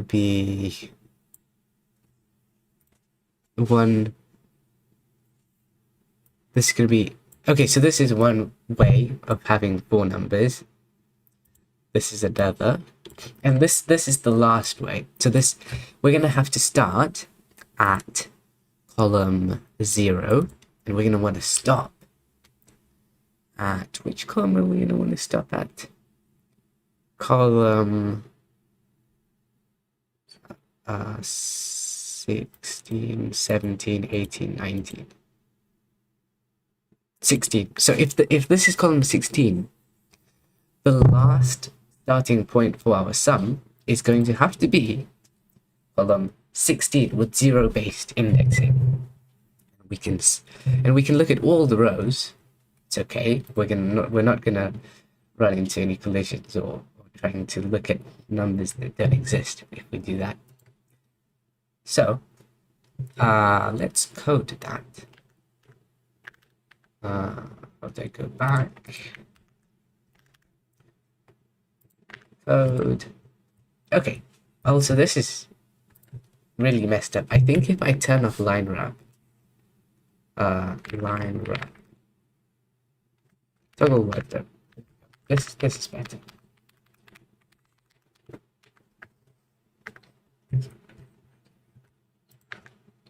Oh wait, there we go. I shifted it. That's right.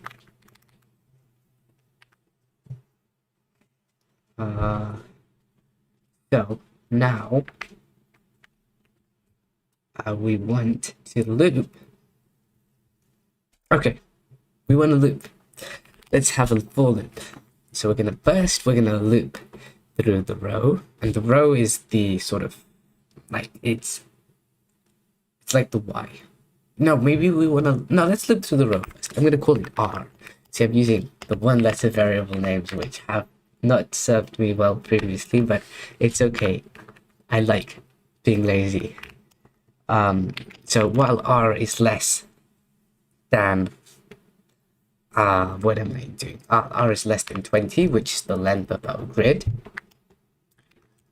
I'm gonna increment R,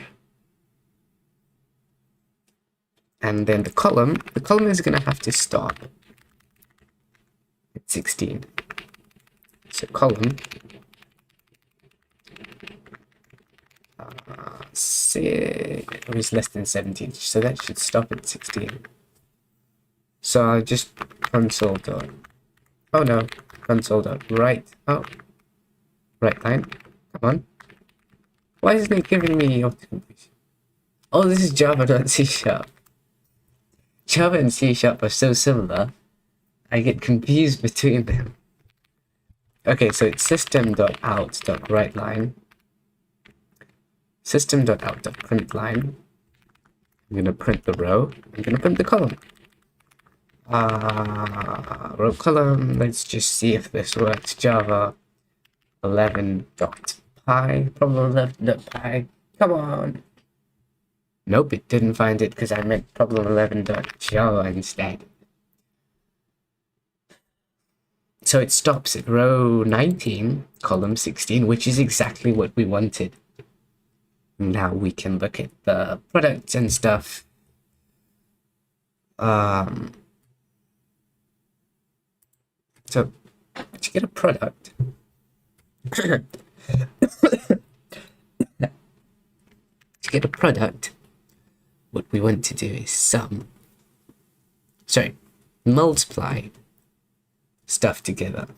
And in this case, what we want to multiply is, let me make int prod, it's assigned to, it's going to be, what did I call this? Grid, right? I called it grid.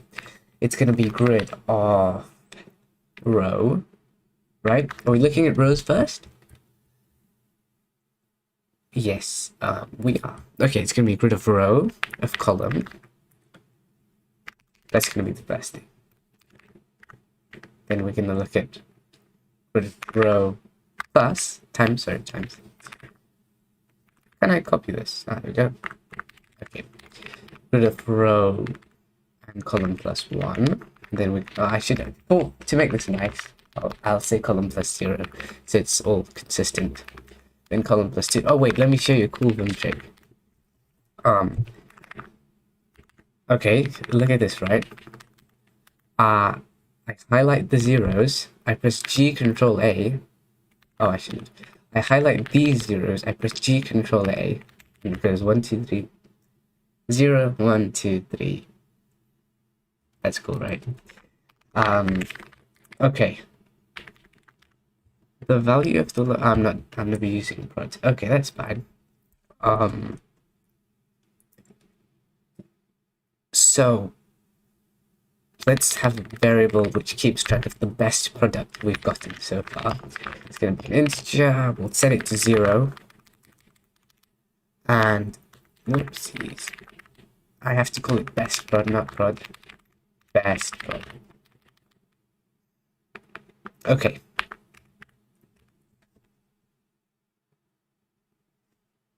So best prod is going to be best prod, the maximum math.max of the current best prod, and this max function is going to take the biggest number between best prod and prod. So if best prod is bigger than prod, it's going to take best prod, and if prod is bigger than best prod, it's going to take prod.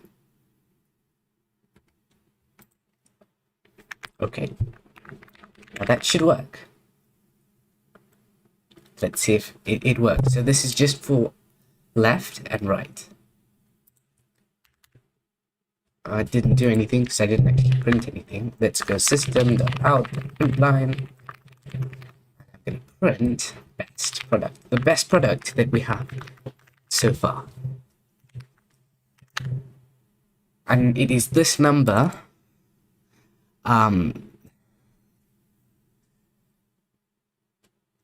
I hope, that's possibly going to be the right answer. I could test it now, but let's do all of them to be complete. So next, let's do up and down. Patrick Wolfman says, cool fun trick, thank you. Okay, so next, up and down.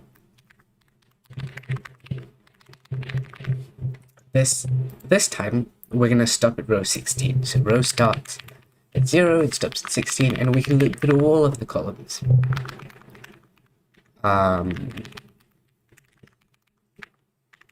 Okay, so now instead of doing the increasing column, we want to add row onto row. That should work. Let's see if the rows give us a better product than the columns. They did. So now our product went up. It starts with 5 now. I'm not going to read that number, but it did go up, which means it probably is working. Oh no, I just realized. This should be 17. Because we want to go through 16 rows. We want to stop at row 16. Okay. It didn't change our result though, which is good. Now we've done up, we've done down, we've done left and right. Time to do the last two, which is diagonally. That's gonna be fun. Let's see.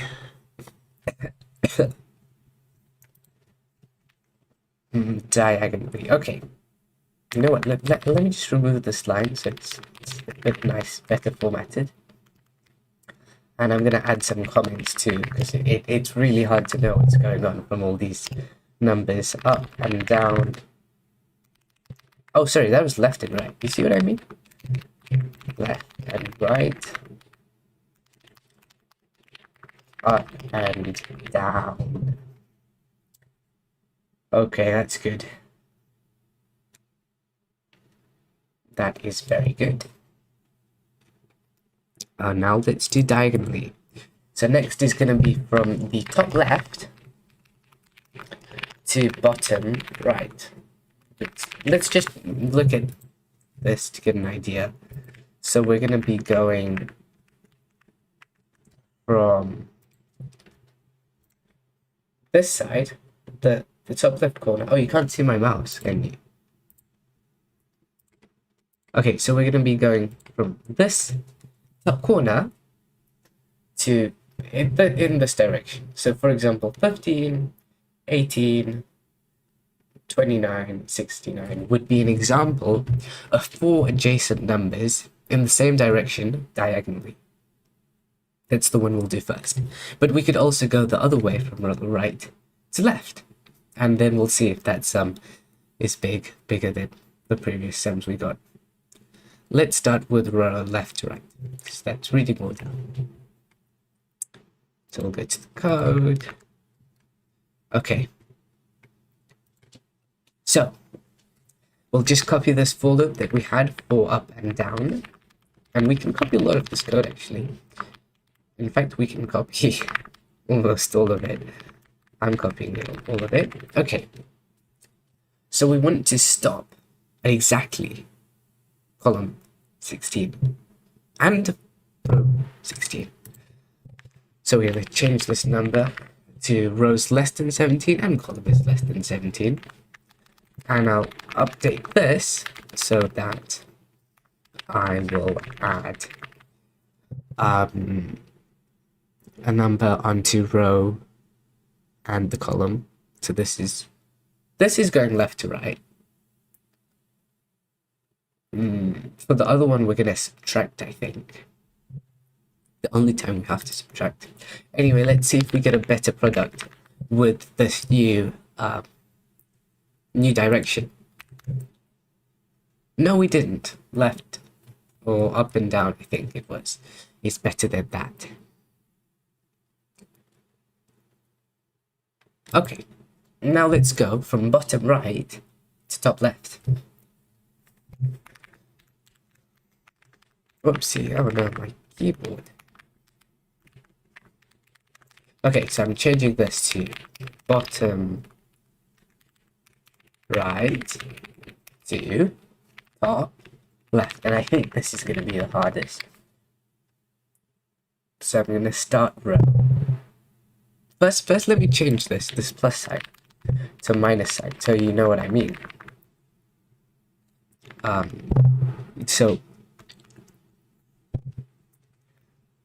So row is going to start at 1 now. No, it's going to start at 3, because we don't want to try and look at negative indices of grade. So 3 minus 3 is 0. And that's good, right? So now we'll look at row and column 3. And we can stop. It's okay for us to stop at row 19 and row 19 for the column and the row. Remember, we have zero-based indexing. This is not Lua. This is a real language. No offense to the Lua programmers. Okay. Let's see. Bottom right to top left. Are we going to get a better product or not? Let's find out. Oh no, we did all that diagonal work just to get the same product by going down. Well, that's a shame, but it's okay. Let's test out this answer and see if it works, and then we'll go on to the next question. Uh-oh. It was incorrect. Oh, that deserves a sound effect. Okay, it has a sound effect now. Okay, let's go back to problem 11 and see what the mistake is. It's probably, let's see, if we look at up and down.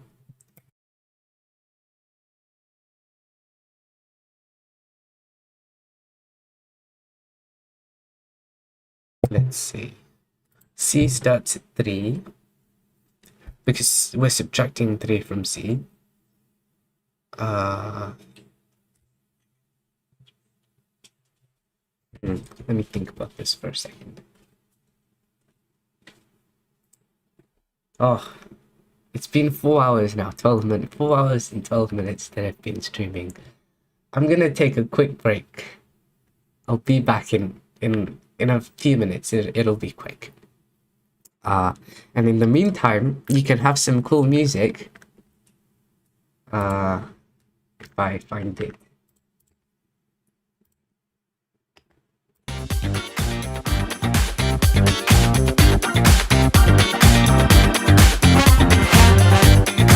There we go.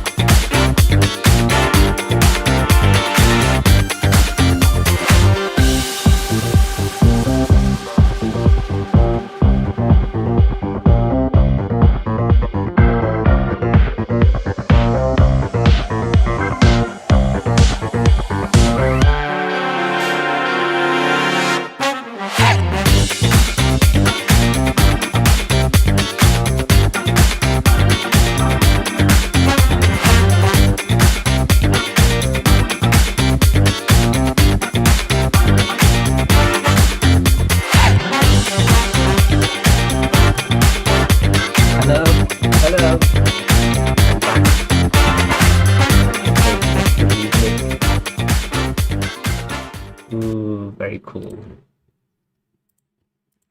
Okay. So, yes. We were looking at the product of adjacent stuff. Yes. Okay, let's see. Let's look at all our loops. This is probably the easiest, and this is also quite easy. Top left to bottom right. I might have made a mistake with this loop. Oh no, I forgot to change back to the code. There we go. Okay. I might have made a mistake with this loop. No, let's look at the last loop. Oh my god. Okay, look, so what I'm doing here is I'm going in reverse. So if you look at the numbers, I'm doing the same thing because I'm subtracting. I'm doing the same thing as when I was going from the top left to the bottom right. I'm just doing it in the opposite direction. So instead of that, I'm gonna go with the rows, I'm gonna go down, and with the columns, I can go back. I don't know. Let's go forward with the rows. So let's downwards with the rows. and I guess to the left the columns. That makes sense, right? Okay. So change this to plus. It also means I have to update my bounds accordingly. What are the new bounds going to be? Let's think about this. Well, row is going to start at 0. And we're going to have to stop the row at exactly 16. And the column, well, the column, we're going to start it at 3 and stop it at 20. That makes sense to me. Let's see if we get a different sum. A different product, I mean. Ah, yes, we did get a different product. Very cool. We got a different product. All right. Let's see if this answer is correct. Come on. Yes, it is correct. We did it. We did it. I like pressing the sound effect. Okay. We've done 11 problems. It has taken 4 hours, 17 minutes. And, well, I think I'm going to stop here today. But I want to do some more problems tomorrow. So I'll see you guys tomorrow if you want to catch the stream. Tomorrow in about 24 hours. Well, maybe 20 hours. I don't know. Anyway, thank you all for watching. It would be great if you left a like before you guys left. And yeah, see you. Bye everyone. Thank you. Thank you for the chat. Goodbye.